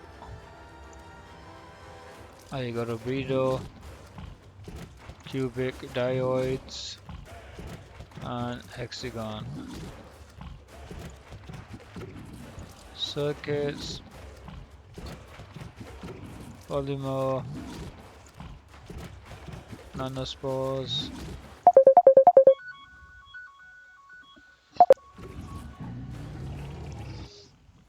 Easy now, cuz. Like I was watching you on Twitch, mate. I think what you're doing, Yeah. and Um, do you know that same guy, the Kali Ali, or whatever? I looked at his build like that same day. yeah. But I tried it in it, and do you know what happened? Because my health was so low, Yeah. he kept, he kept fucking dying. Yeah, because no, before Like, watching the video, I went for prime redirection, to give him shields. yeah, yeah, But then the guy was mentioning about another shield gate thing. yeah. So I mean, it I'm does not. work, but I'll go. it Yeah, worked like a few times. Boss, I guess. yeah. I thought I'd test it out, see how it goes. Yeah, no, I bought a mod and everything just to test it in it. Um, and it worked, but then like, cause if you're not in a team, you die straight away in it. I can't do that fucking thing you do with the operators. Another thing was, his ability before I change it. So like that, like you guys, you've gone with prime continuity, haven't you, for duration? Yeah, Now, when I was actually playing, because I had a little, like a testing I was doing on Steel yeah, Path Survival 15 minutes, yeah. and what I noticed was one, the energy. I wasn't really using that much energy, so I don't think I'm gonna need Prime Flow or Flow. I No, think no. is The reason why I say prime flow, do you know the purple shards, isn't it? yeah. I know. I'm gonna come to that. I'm Yeah. just let me just explain to you. So I'm just telling you now from when I was testing that Oh 15 yeah, yeah, minute run. So from my testing, what I noticed was the prime flow and the flow mod. Well, this is from when I was playing. So to me, it seemed like I don't need them because I was looking at the. So yeah, sorry. Yeah, so Jibby, I'm just going to talk a bit slowly. Yeah. Um, so from that, yeah, I noticed I wasn't burning out on energy. So I was like, I don't really need that. Another thing was his abilities. Now the regular javelin, there's an augment for it where you when you add the augment in and when you do the radical javelin ability when it yeah. touches them it amplifies your melee damage, and then plus if you got status and electricity and melee influence on there, it amplifies it a lot. But knowing when I was playing it, it was very rare I was touching that third ability. Yeah, that's what I stayed away from. The reason why I needed a slot for the prime flow in it, so I Yeah, got rid of that one. I put prime flow in, so I get 500 energy, yeah, and with the purple shards, I get double the damage. yeah, yeah, That's the that's reason. yeah. So I was thinking either do what you did with the the damage on the electric Yeah, and then add the rest strength mods, not mods, shards, towards strength. yeah. I've only got two of those purple fuckers at the moment on him. So it's a test. So it's a working build in it. The So the only thing is, your third ability. When you did you change it to nourish? Did you say? yeah. So now when you change it to nourish, does it cost the same energy 75 as his normal ability, or does it change the cost of No, the it ability? changes. Everything changes on it. So So let me tell you how much it is. So for me, it's 50. My efficiency. No, I'm not. It's the wrong one. Yeah, no, sorry. It's 50 cost and efficiency at 100. It costs 50. all right, okay, so that's fine. That's fine. Yeah, so I'll do the same then, because I was in like, because I was just about to check the stats. When I click Yeah, on nourish, does it? Let me check. Does it show you when you wanna? it does, If but some things are removed off it. So what? Yeah, you can check on it. so here we go. Oh yeah, it shows you drain 50. Yeah, self heal removed. Uh, That's and gone. effect reduced. Enemies that attack or attacked suffer wider damage up to one stack, and energy sources provide more energy. Yeah, so yeah, it's a no-brainer this in it really. Yeah. Plus your damage increase on viral. Combine that with the blade, that chromatic blade one. Mm. It's more stacks in it. Prime continuity. I don't think you really need it because I ain't got no duration mods, and just the base duration on Nourish is 25 Yeah. seconds. No, I kept hang on, let me. Nah, the drain's too much. for me, I don't know. You're probably okay. For me, they drains too much. So The I even took blind rage off and put transcendent fortitude on instead. Because the I know I'm talking about the duration on the nourish. okay, on the nourish. Yeah, yeah. So you got Yeah, prime that one, yeah, but continuity that in the it. one. Yeah.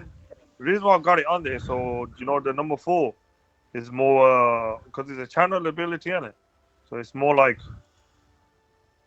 duration wise, you need duration to keep it more efficient. That's why. So what does that mean? It says no on his first ability slash dash. If you read it, it says slash and dash through enemies alongside a radial spectre. What's this radial spectre? I don't know, cause The powerful exalted blade slashes inflict slash data. So I yeah, never, but he yeah, uses his fourth blade on a minute. yeah, that's So fine. Yeah, I understand that bit, but the radial spectre, because I'm looking at the, when you hover over the ability, and it yeah, I shows see. you that little animation. Yeah, I see. Uh, okay, I'm gonna put it onto this one. Yeah, yeah, okay, fine. Right, here we go. I'll put it on his third ability. I'm thinking of taking the other one off, the rolling guard. I'm putting the other thing back on. Yeah, I don't think you need rolling guard. No, it wasn't that. It's because I kept dying in it. I'm used to the rolling guard. Is roll. I'm going vulnerable. That shield gate should help you really. Yeah, no, what is my health was too low, so I'm thinking of taking off the Ogma, Malta Ogma. I'm putting the blessing one on, so I get more fucking health. That's a good shout. But then again, you could go. What's it called? I could just be low key, cause no problem. You could go guardian if you wanted to, uh, because it gives you 15% chance for 900 armor for 20 seconds. yeah, And let me look up blessing. Blessing gives you. That's on health pickups, in it? yeah. So The main thing was, before the energy regens, the health, and the shield regens. because Because it's only 300 health, he kept dying.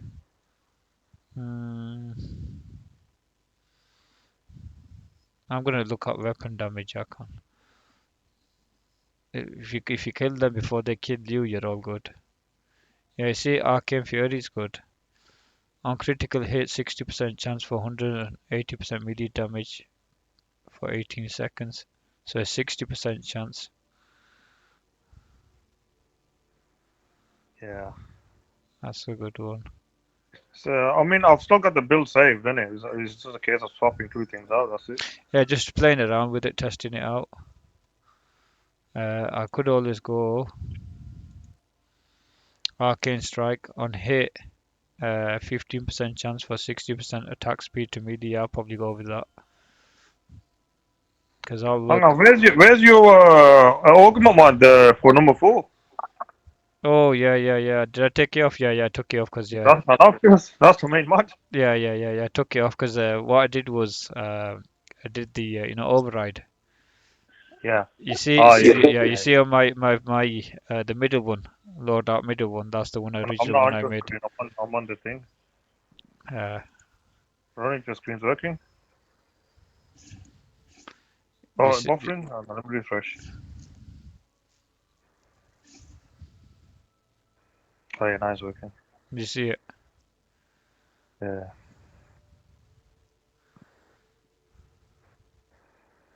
So I had it on this one, and then I'm going to change over to this. What I'll do is I'll take out one of the mods and I'll just put it in here. There's a case of playing around with and see if because what it was 3, the health was too low for me for that to work. So to be fair,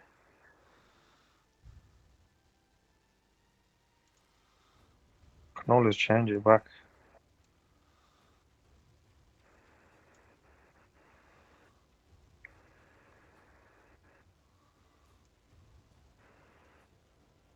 fair, that was the same. The rolling order was the same. I did the same mission again. I stopped kept trying, so it's similar shit. Um, Uh, let me change it again. I'll change it back to how I had it. I mean, this is. I'll send you it now. What it looks like. This is what I've done.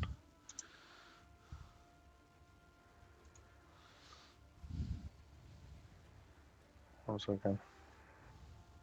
Cause it is fucking these mods, Umbra mods.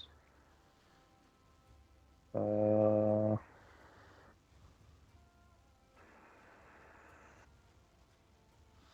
yeah, looks good. I think I need one more former in there. Yeah, it looks good. No, for catalyzing shields.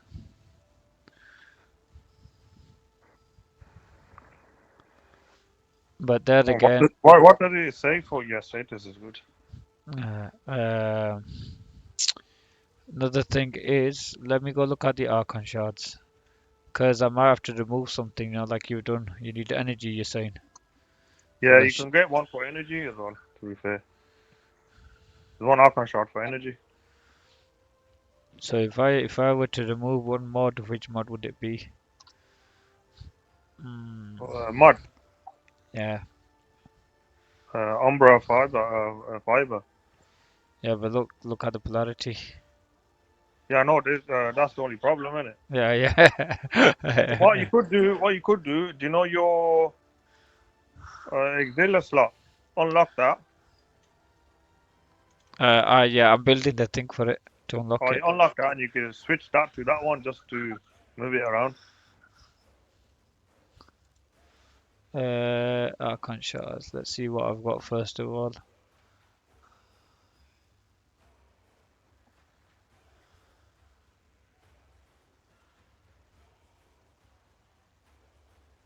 Oh, did you go for the melee critical damage? Yeah. No, Archon which one? shard. Yeah, gain 37% Yeah, melee critical yeah, yeah, damage yeah, when max energy is over 500. yeah, yeah.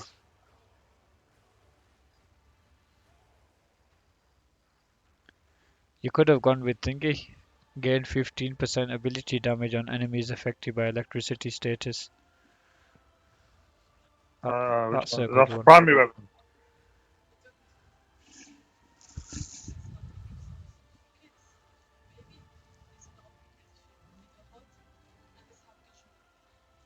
Okay. Okay, Yeah, thank could you. be. You can play around with it. It's not, it's not a fixed thing. Um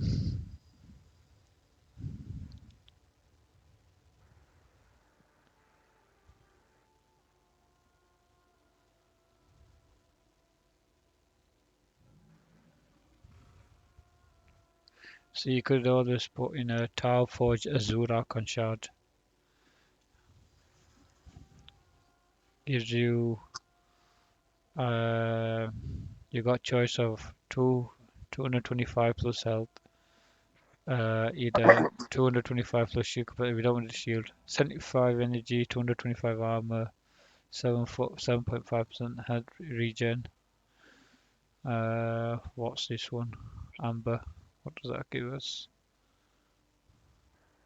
Hmm. Yeah, I think for now I'm gonna put one in.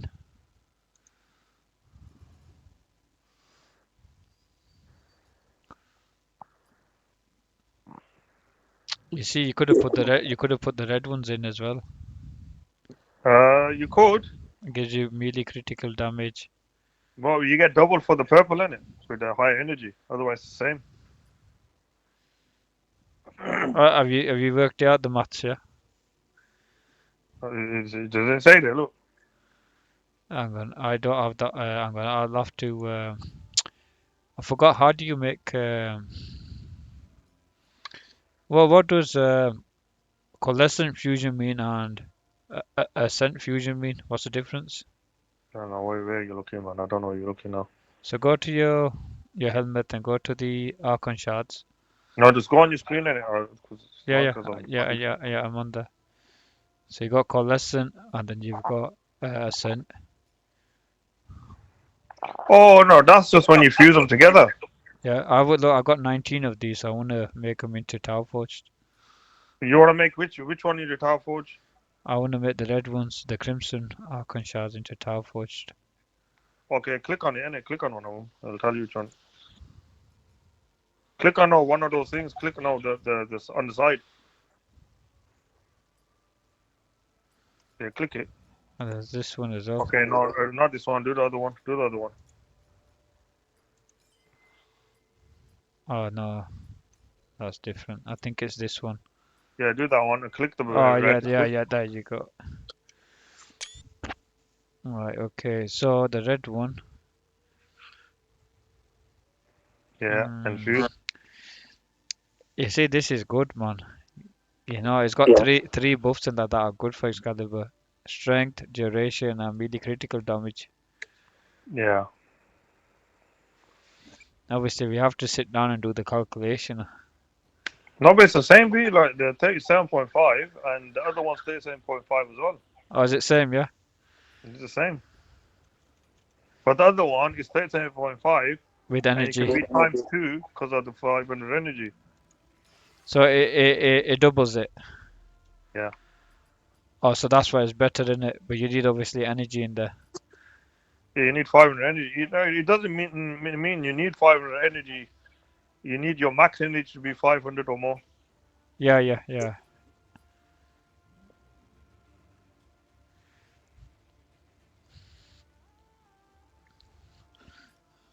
There again. I'm just looking. I know the.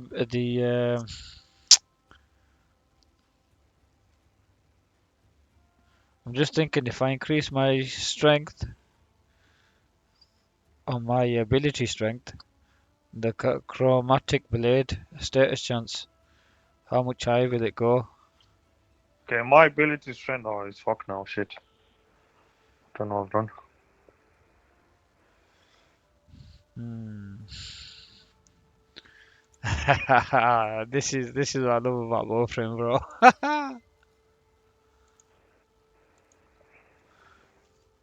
My Cause strength was higher. My strength was higher and has gone down. Fuck, because I took the Umbra mods out, 2 of them.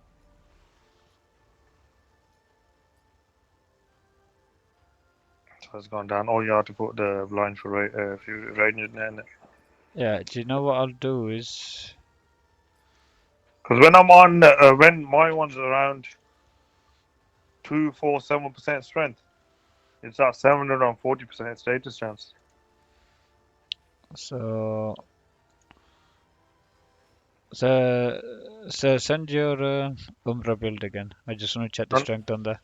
no, now it's all fucked. I'm looking at the old one. Now I've changed it all. I've taken the Umbra mods out. It's gone down to 225. Mine at the moment is on 232.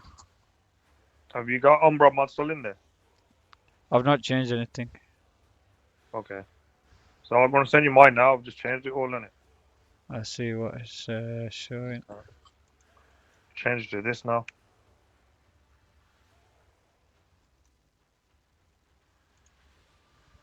225.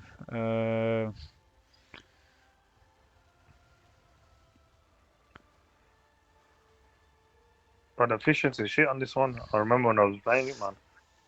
So I might need to drop it. Yeah, I'm not having that. The prime continuity, I don't know man why you still got that in there. I trust me, I need it. For Nourish.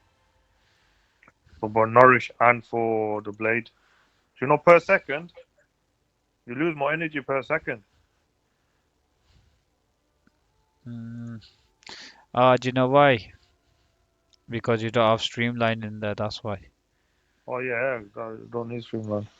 Yeah, because no one now has Streamline on and I was playing. I wasn't losing fuck all. No, I've changed the blind rage to transient fortitude instead. 2.41 on there. Yeah. So now when I have Streamline, it went down to 2.41. Without Streamline, it's 3.45 per second.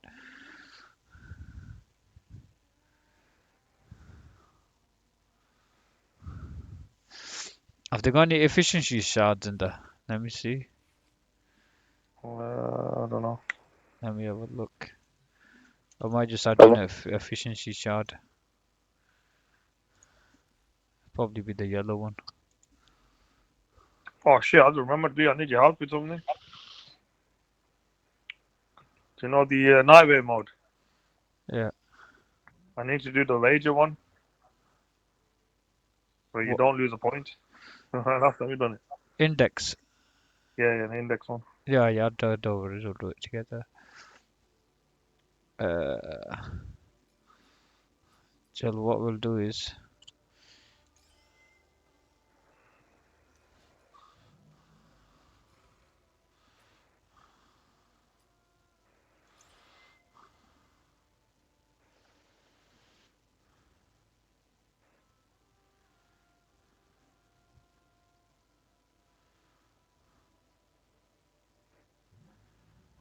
alright, I'm gone.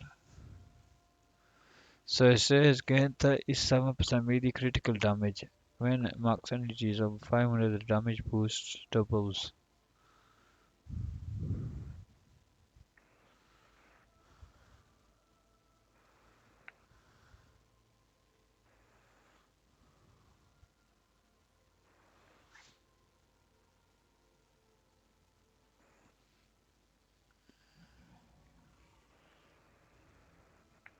Hmm.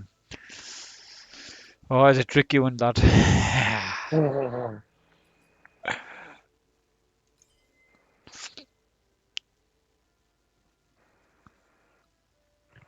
Shit, man, this fucking it's not fitting because I need more fucking space. I need to format it again at the fucker. What are you trying to fit? Just stuff. The auxiliary mode On what? and the main thing. How the fuck do I know what the main thing is? The main fucking the whole Warframe in it. The main Warframe, cause On Excalibur. yeah. I've fucked around with it. Now fucked it up completely, cause The main thing is having the understanding what you want to do with it. yeah. Now I try to do the catalyzing shield, fast deflection, vigilant thing again, and now the strength gone low. So if I put that in, that gives 15% ability strength. Which one's ability strength? The red one. Yeah, yeah. Okay, I'll probably do that then. Go like a red one in there. Because that'll bring you up to 247. Yeah. Okay, let me figure shit out. Yeah. Deflection. I need fucking health as well.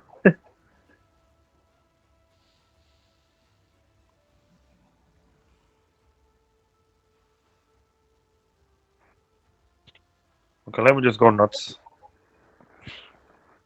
Let's go nuts and do fuck off rank on it, dude. Get rid of that. Put blind rage on. And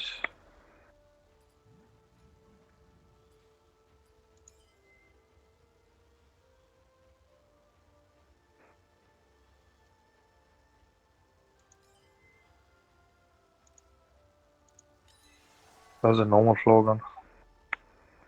Let's take normal flow. It's 2440. Wasn't there an aura mod for this shit?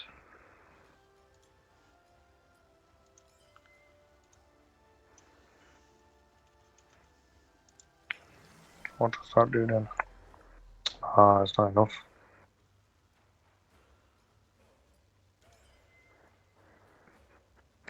Power flow needs to stay on there.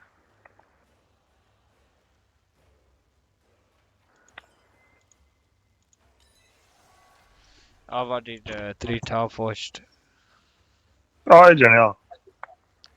2 ability strength, and brings it up to 262 ability strength, and then melee critical damage.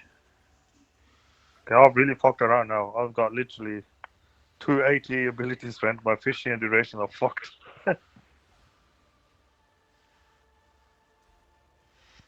Let's test that out. I've got plenty of strength on there now. So I.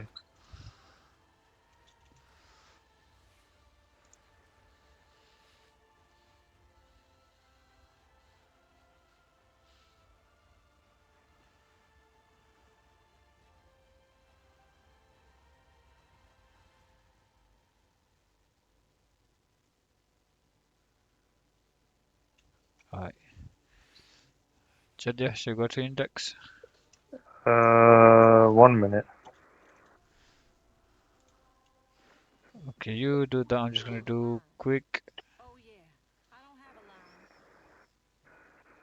a line. Oh, actually leave that for now because that's gonna take too long. Okay. Okay, I'm ready. Let's do whatever. I can play around with that later, innit? But till 3 o'clock is. Yeah. I might have to DC, when we get close to the thing, and I'll have to switch over the phone. Take on. Um, Okay. Are we doing the index? Yeah. yeah, go for it. Okay. Let me change to a mess in it.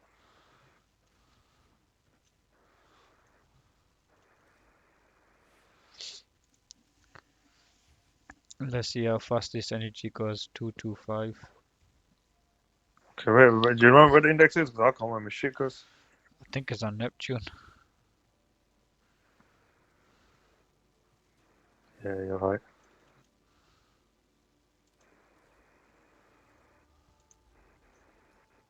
Which one should I do? Because all you need to do is.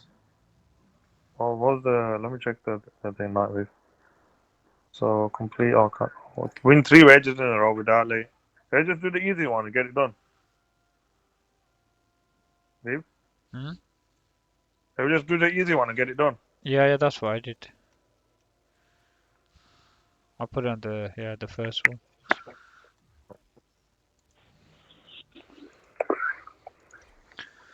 Get the better in it. Yeah. So is it like a 3 in a row, or we have to stay in the same mission, innit? Yeah, so, 3 in a row, basically. In the same mission then. Yeah. Okay. Ship my taki hai. Mm. Oh shit. Wrong one, cause wrong one. We gotta do it from the clan to get that good one.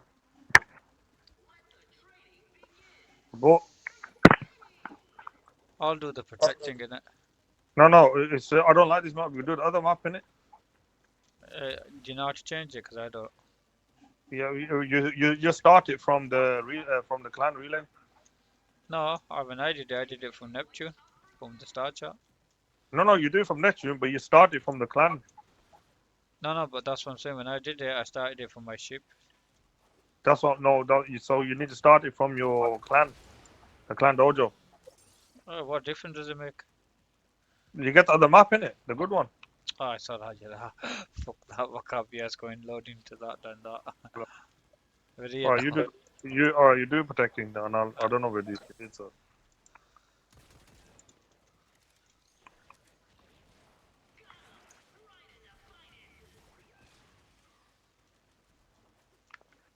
How do you protect? You got to be on their side to protect, innit? Yeah, no, I'm on my side to protect. Yeah. So you got to be on their side. What do you mean? So on where they bank.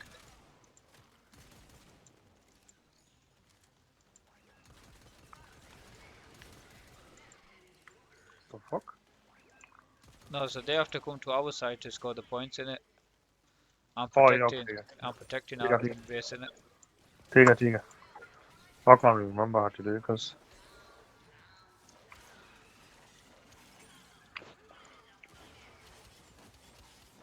The fuck are they? They're all up here near me. I'm kicking the shit out of them. Come get the things. Because we're ahead, you got to bank them. So I start banking early. Uh, I thought you have to hold to be on to it. fair, once the time finishes, you win anyway, don't you?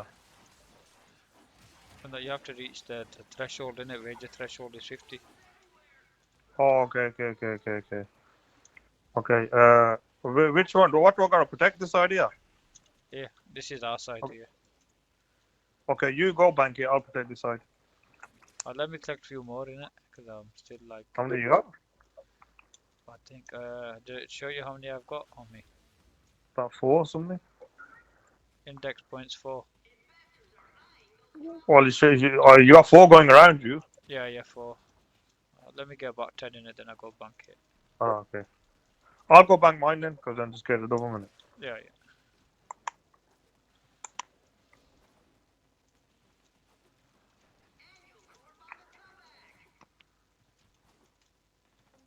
Pick a few more up on the way, because.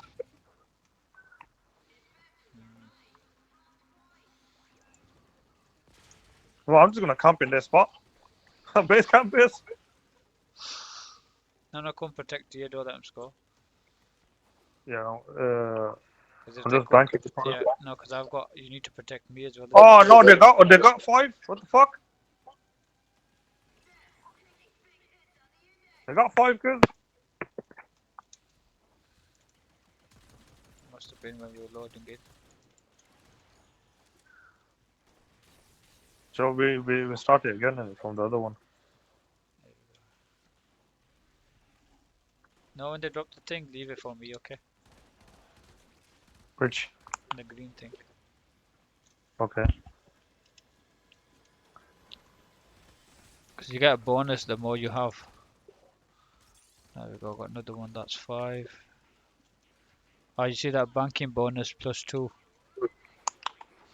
Oh, okay. I don't know how that happened. Be like. There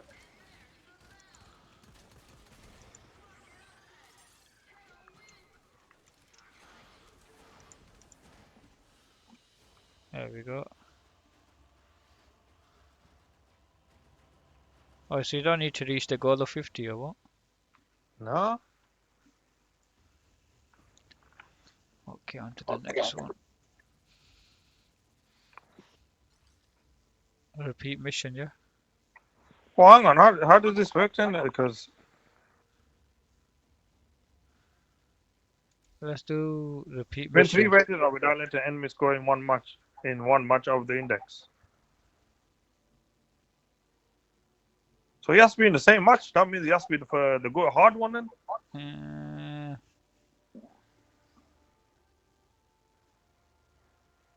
Let me go dojo first.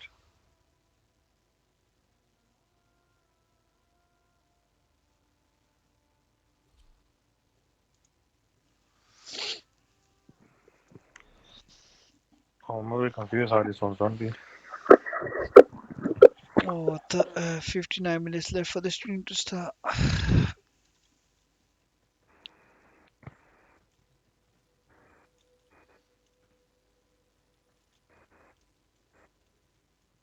Then we have to do the hard one. Leave.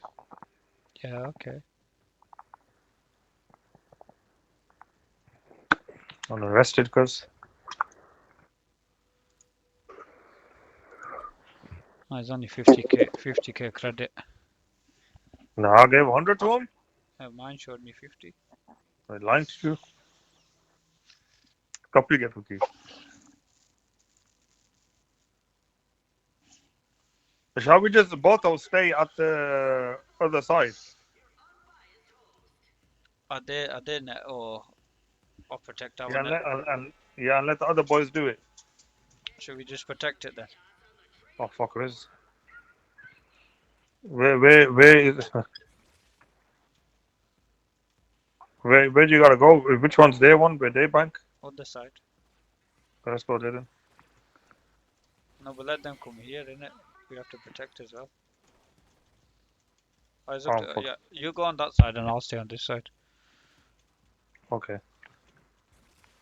And then we'll just rotate between us when we need to bank. No, we got other team guys doing it here as well, innit?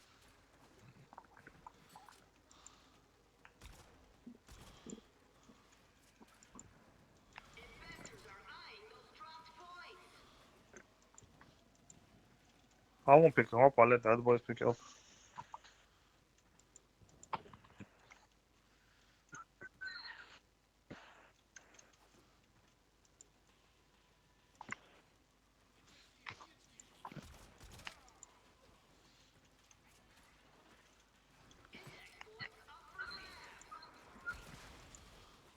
How they were coming from the side, being really sneaky on that.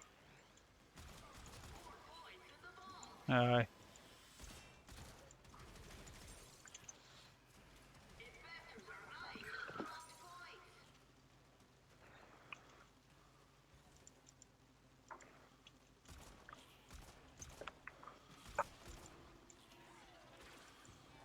There's somebody else go pick him.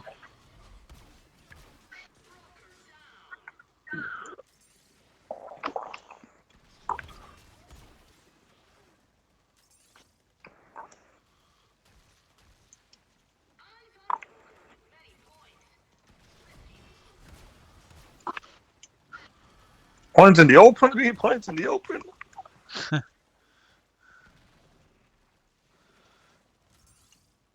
I've got 6 points. How can you tell how many you got on you? Tells you. Top right. It says index points that you're carrying. I've got 7 now, plus 2 bonus. So 9. Oh, okay. I've got one then.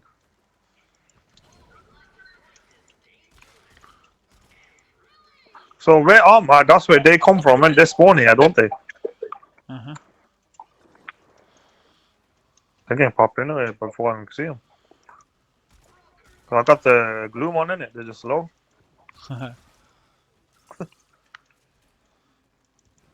I've got 11.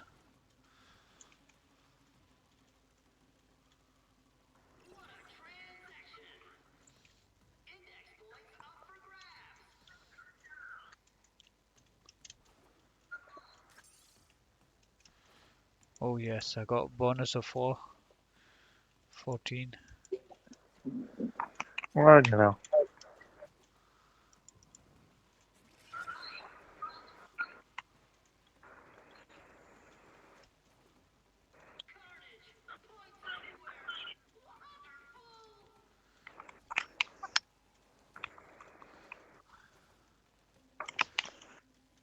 Alright, I'm gonna head to go bank it, yeah?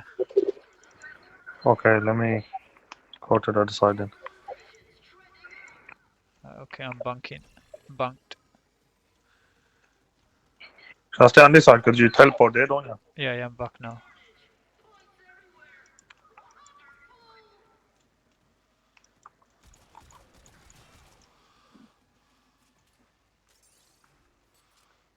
Why's the time gone up? What the fuck? I think when you bank it, timer goes up, I think. Oh.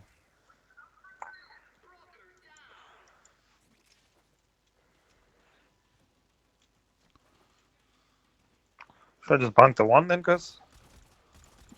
Should I bank the one, the game finished? We've been done?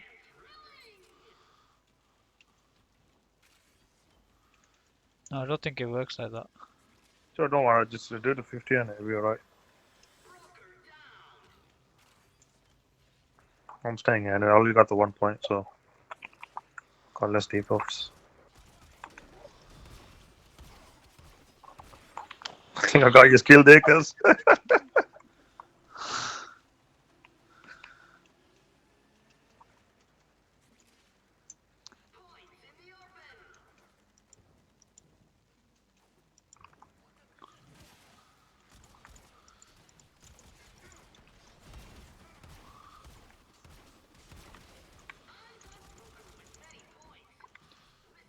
Oh, you cheeky bastard. Okay. He did something and threw me off the map. Huh. That's alright.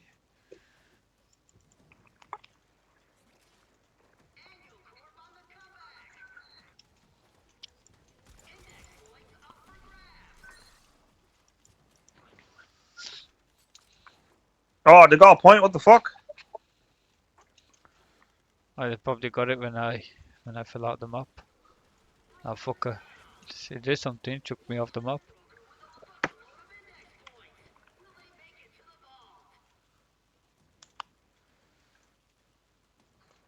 That's failed, isn't it, really?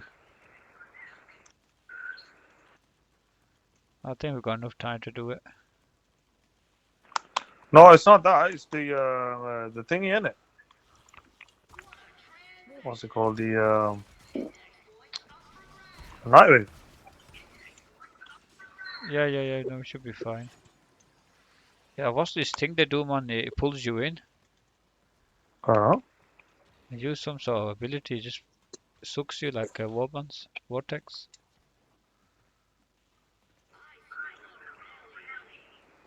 Okay, there we go. I'm gonna go bunk.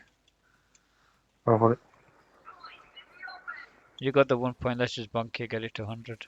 No, I think I banked it. I banked my one. Have you? Oh, there Yeah. we go. Yeah, there we go. Continue. You have to be three in a row, 3 in one match. 3 in a row, innit? So the next one and the one more after that, 2 more basically. But we fucked one up though, innit? Did we? Yeah, the one just now is 9 in a row. What do you mean? We just won that one, didn't we? Yeah, but they got a point in it. Yeah, it doesn't matter if they got a point. As long as you win them.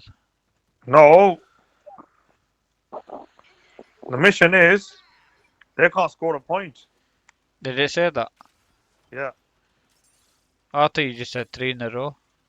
3 without them scoring a point. Oh, you didn't tell me the last part. You just said 3 in a I row thought to you me. do that one. So Ah, fuck it. I done it, man. I can't remember. You know.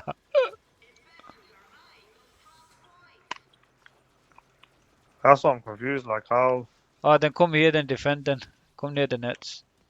If that's is the that on case. your side? Yeah. Yeah, over here. Stay here. Then if they're not allowed to score, then stay here. 2 Okay. keepers. Yeah, I'll slow them down as well. So we need to do 3 starting from now, 3 in a row. Now, if you told me that earlier, then I would have told you to come here. I thought it was just like 3 in a row. Well, mine so the covered one anyway. It's not like a thing. Just so I can get because you know the Archon Hunt one. That one's blocked. I can't undo that one. I think I've got last 3 rewards left on the night wave. I need to do the temporal thing, man, but the Twitch stream is going to be starting. Yeah, we'll do that afterwards. After we got this out of the way. What temporal thing? The Archimedia thing. Oh yeah. Is that part of your night wave? No. I need to get it done in it. Oh, okay. And you do your night wave thing, and I'm gonna get that out of the way, man. And then Yeah, my one, the Dark Comedian one is bugged. The 99 one. I think Instant dark. I'm gonna be rank 30 tonight. I might do the 4. I'm on. I just need 2,000 XP to get to rank 30. You know, MR. I'm on 1000 XP, 1266 XP for the rank focus. So I think I build about 8 weapons. Melee. Yeah. Same, I got the same ones. You know where these guys? There's nobody coming here. How come?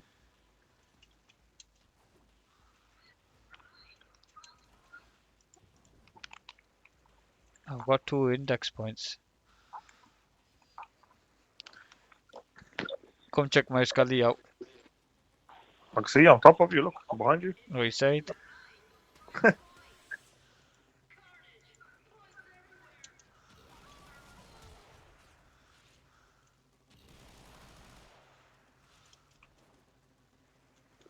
Thank you.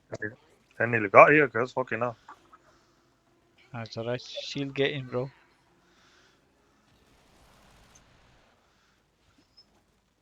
So you kill them and I'll get the points. Trigger. The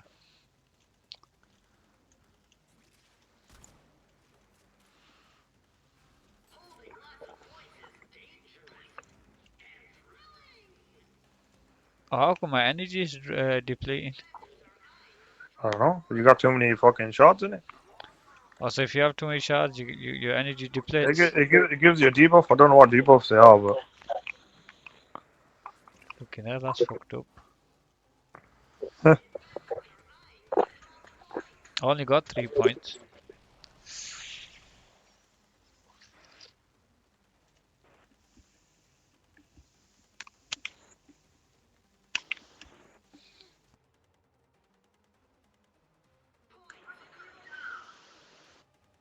Damage from Tenacious Bond with Cordon, one of its base precepts serving as grouping, which will increase KPM pretty significantly. The remaining mods of Duplex and Manifold Bond with Coolant Leak will serve as additional priming for Condition Overload. The crit requirement for Tenacious can only be satisfied by a few weapons on robotic companions, and Burst Laser Prime is definitely the best one if we also wanted to serve as a status primer, for which these mods are best suited. Adding in 4 unique statuses here will increase base damage over on Exalted Blade by another 640%. These statuses in particular having unique benefits too. Magnetic will increase damage dealt to shields and mainly Overguard. Cold will increase our critical damage and serve as light crowd control. Corrosive will armor strip enemies, and Radiation will hard crowd control them. The usage of Duplex Bond companion spawn to spread these in an increased Okay, area, man, I while went for it, Manifold this one. Bond allows you to spam Cordon by reducing the cooldown of precepts by 3 seconds if enemies killed have 3 or more statuses on them at time of death, something we would obviously satisfy, and also have the aforementioned statuses apply to the Coolant Leak mod, which will trigger all of them in a 10-meter AoE around you every 10 seconds, which is obviously reduced down to practically 0 by Manifold. So yeah, your companion is kind of disgusting here, and this can actually be used on pretty much any frame, but obviously is pretty good here in particular. The main loadout though is not super restricted. Primary can be anything. I like the Felarks with the Dexterity Arcane just in case I somehow run out of energy and need to one-tap some people real quick. Grimoire in the secondary slot with either the Netra or Volm Invocation being great for snapshotting higher efficiency, or Strength, your choice. Your melee should be Praetos for movement and parkour speed buffs, the Tennokai mods here too, as mentioned before. Focus Ghoul is also up to you. Battle Rifle more strength snapshotting, or Vazarin, or literally whatever. While this build is statistically stronger than anything else on Excalibur right now, a one-shot is a one-shot.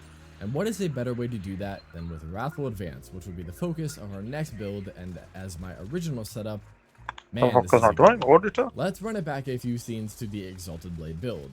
Erase what we don't need now that we have Wrathful, and fill them in with Organ Shatter and Voltaic Strike. Strike is more status chance, which is always appreciated. Organ Shatter increasing critical damage with our newfound focus on hitting them.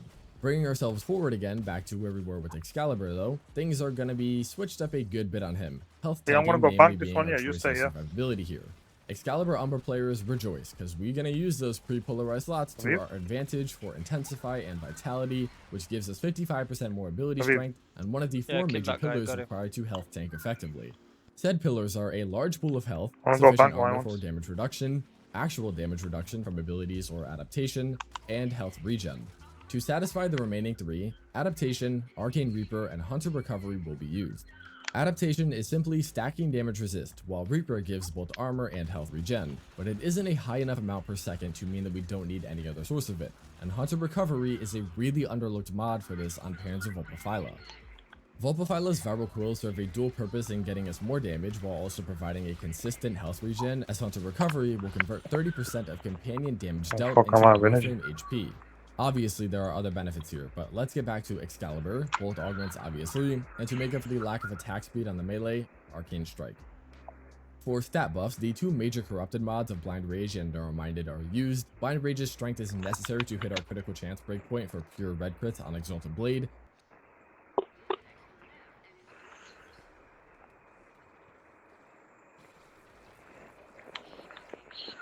No cap on stacks, it will tick instantly on trigger, is effective for single high HP targets, and most importantly, scales off of electric damage sources like Chromatic or Shocking Touch. Something like Blast or Gas has more AoE, and that's always nice, but these statuses don't actually scale damage off of the mods used to create them, which is a real downside, and seeing as Electric already does everything they do, and better in some cases, there is no reason to use anything but that. Condition Overload grants a little over 160% more melee damage per status type, which results in at least 320% more base damage. Primes my Orkin for all the benefits it has with statuses on Influence, Blood Rush and Weeping Wounds for 440% more critical and status chance. to bring us to 81% for both. Shocking Touch will increase electric proc damage, Galvanized Steel giving 110% critical chance, boosting us up another 16.5 to 97.5%, and also adds 120% more critical damage for a 4.4 times multiplier when we do so. Elementalist will function as a separate status damage multiplier from anything else we've had so far at 80% more, the bonus status chance taking that up from 81% to 90%. Berserker Fury's attack speed bonus being immensely appreciated here as well. Editing Kai chiming in here, post making some of this video, I decided to add in 2 Violet Archon shards for 20% more ability damage to enemies burdened by electric, which is obviously going to occur on every enemy we hit. What makes these shards so good is that they function entirely separate from any other multiplier, applying to ability damage after everything else. It ain't really a perfected if we don't got the full shard set up right. More on the rest of these shards later. Before getting to Excalibur and how he interacts with this build though, you may question why I'm using Discipline's Merit instead of Dreamer's Wrath for my Tennokai, but for whatever reason, you can actually equip all Tennokai mods on your normal melee to essentially stat stick them onto your Exalted Blade. Welcome back, stat sticking.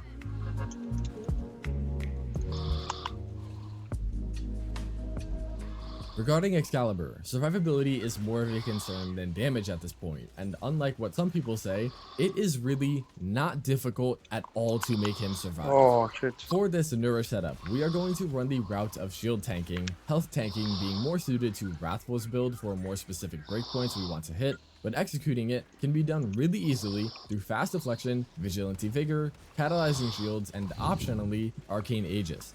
Just these 3 mods and the arcane is enough to make Excalibur a level cap survivable frame, trust me.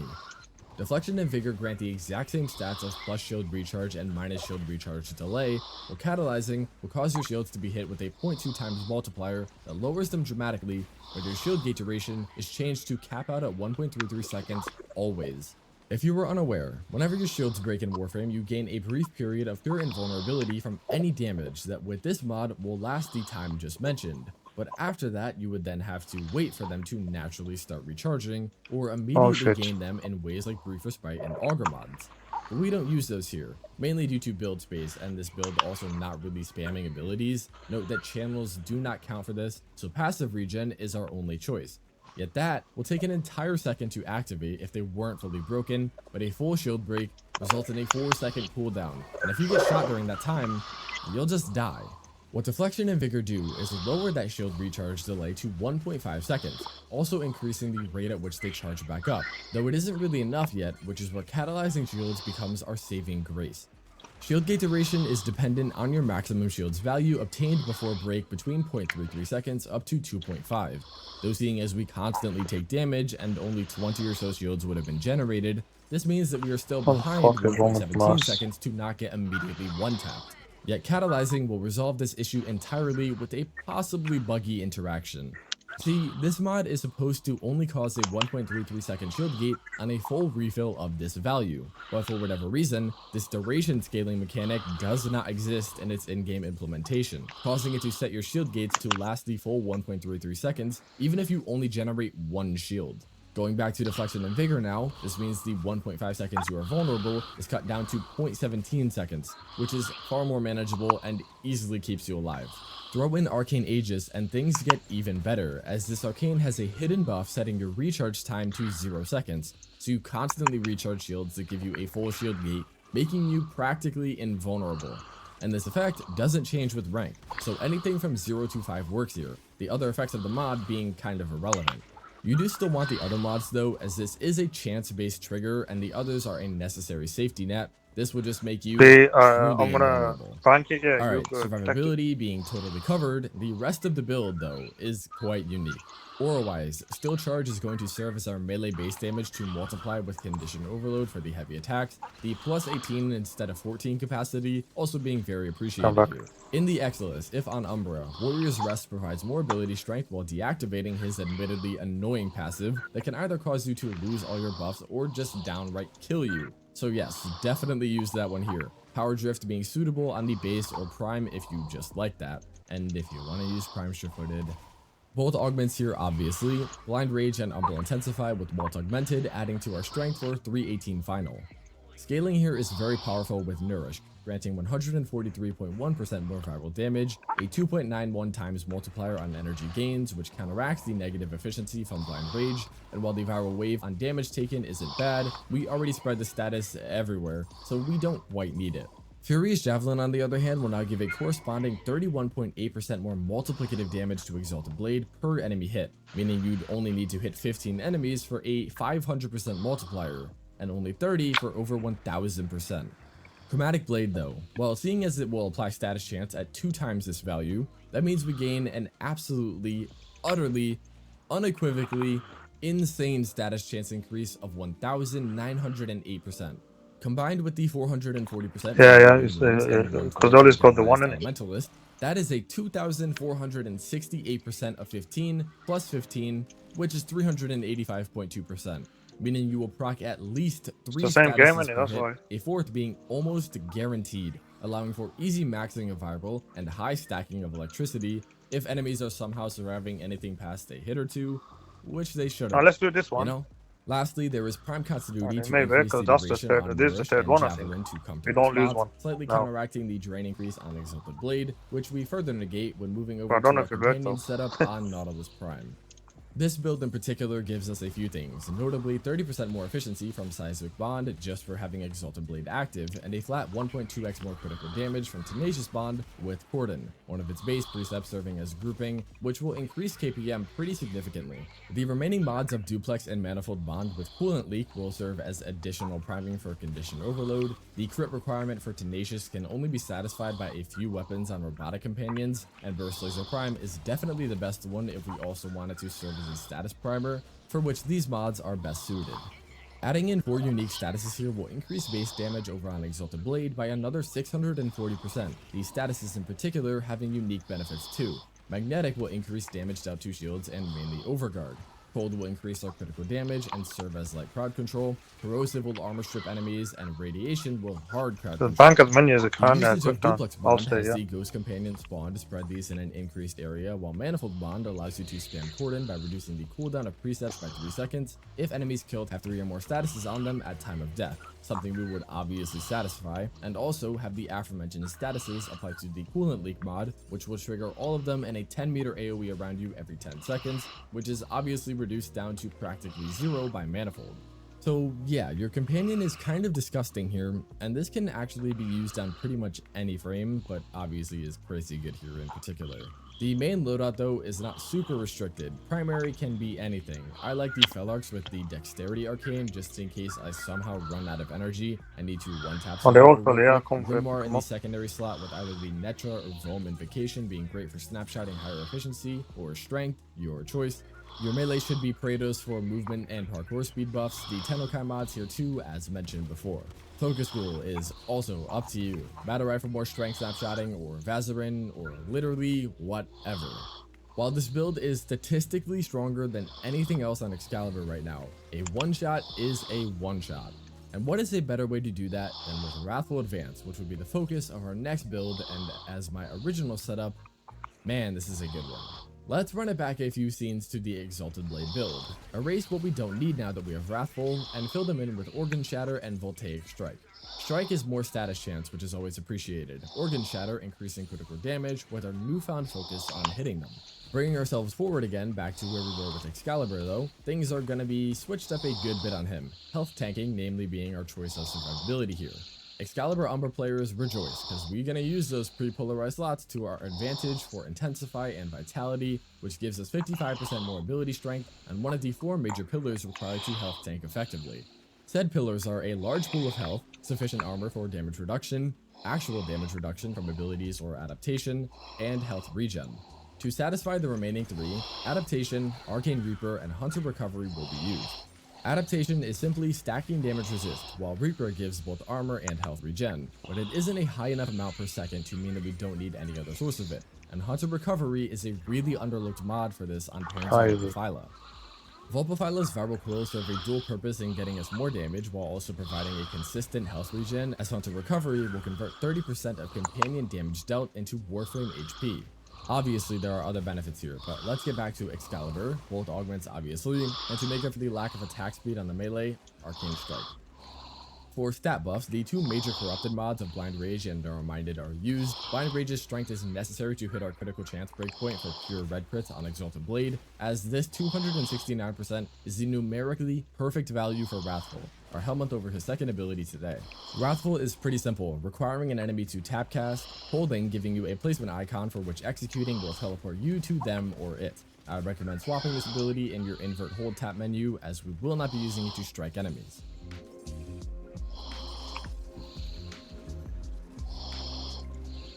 So now that tapping will teleport you. At the same time you do that, you will gain a melee critical chance bonus equal to your power strength that is final, which means whatever your melee's critical chance is, you add this number to it, and you will have that as your complete CC. 269 in this case adds perfectly with the 31 on Exalted Blade for pure red crits, which is both powerful and super satisfying. Narrow-Minded makes the low duration on Javelin and Wrathful far easier to manage while also negating the negative efficiency on Exalted Blade's energy drain. Low range can make stacking up Javelin very annoying, but grouping enemies with the Operator, Arcane, Magus Anomaly, and then casting will negate this issue. The only remaining slot left here can be filled either with Prime Continuity to alleviate duration problems even more, or some range if the whole Magus Anomaly thing just isn't your jam. The 3 remaining Archon shards are divided between 2 Equilibrium shards and a single casting one. The casting is pure quality of life. He doesn't necessarily need it, but I really appreciate it, and the Equilibrium shards just ensure that you will always be able to stay within Exalted Blade. The health orbs for them coming from a Panzer. I think it's done, you know. Past quills and recovery, Martyr Symbiosis will provide you with a health. Because the last we done it 3 in a row. Panzer will actually sacrifice itself to keep you alive, but down itself in the process. Which is where Momentous Bond will allow you to quickly revive it with Eximus kills, Seismic Bond for another 30% efficiency, something we obviously want here, same with previous build, Tenacious Bond and Synth Deconstruct being the other 2 mods we want. Base survivability for it will come from Prime Pack Leader, which gives it constant overguard from Exalted Blade damage, Cancer Claws being built to increase viral status duration. Primary and secondary recommendations are the exact same, as is the focus wheel. So that is Excalibur perfected, everyone. What a monster of a frame now. Really kind of in love with his playstyle. Hopefully Influence doesn't catch any nerfs, but after this and the shit it's doing on Gara and Atlas, yeah, I don't know. Use this while you can. YouTube and patron shoutouts. Thank you to Board Platypus, Intellectual, Psycho, Dio, Corrupt, Politician, Cyber, Into, again, At Ones, Relentless, Amazuti, Ram, Sniper Monkey, lovely name, Court Bebbington, your last name is amazing, Xtuki, Jojo, Lobelicious, Jesus Christ guys, Orcus, and Pedro. The support that you guys have shown me is immensely appreciated, and if you want to join them, it's just $5 a month for the shout. And to get this video way before everyone else, which, like, why wouldn't you want to do that? I hope you all enjoyed this one, put a hell of a lot of effort into it. I'll see you soon. Peace.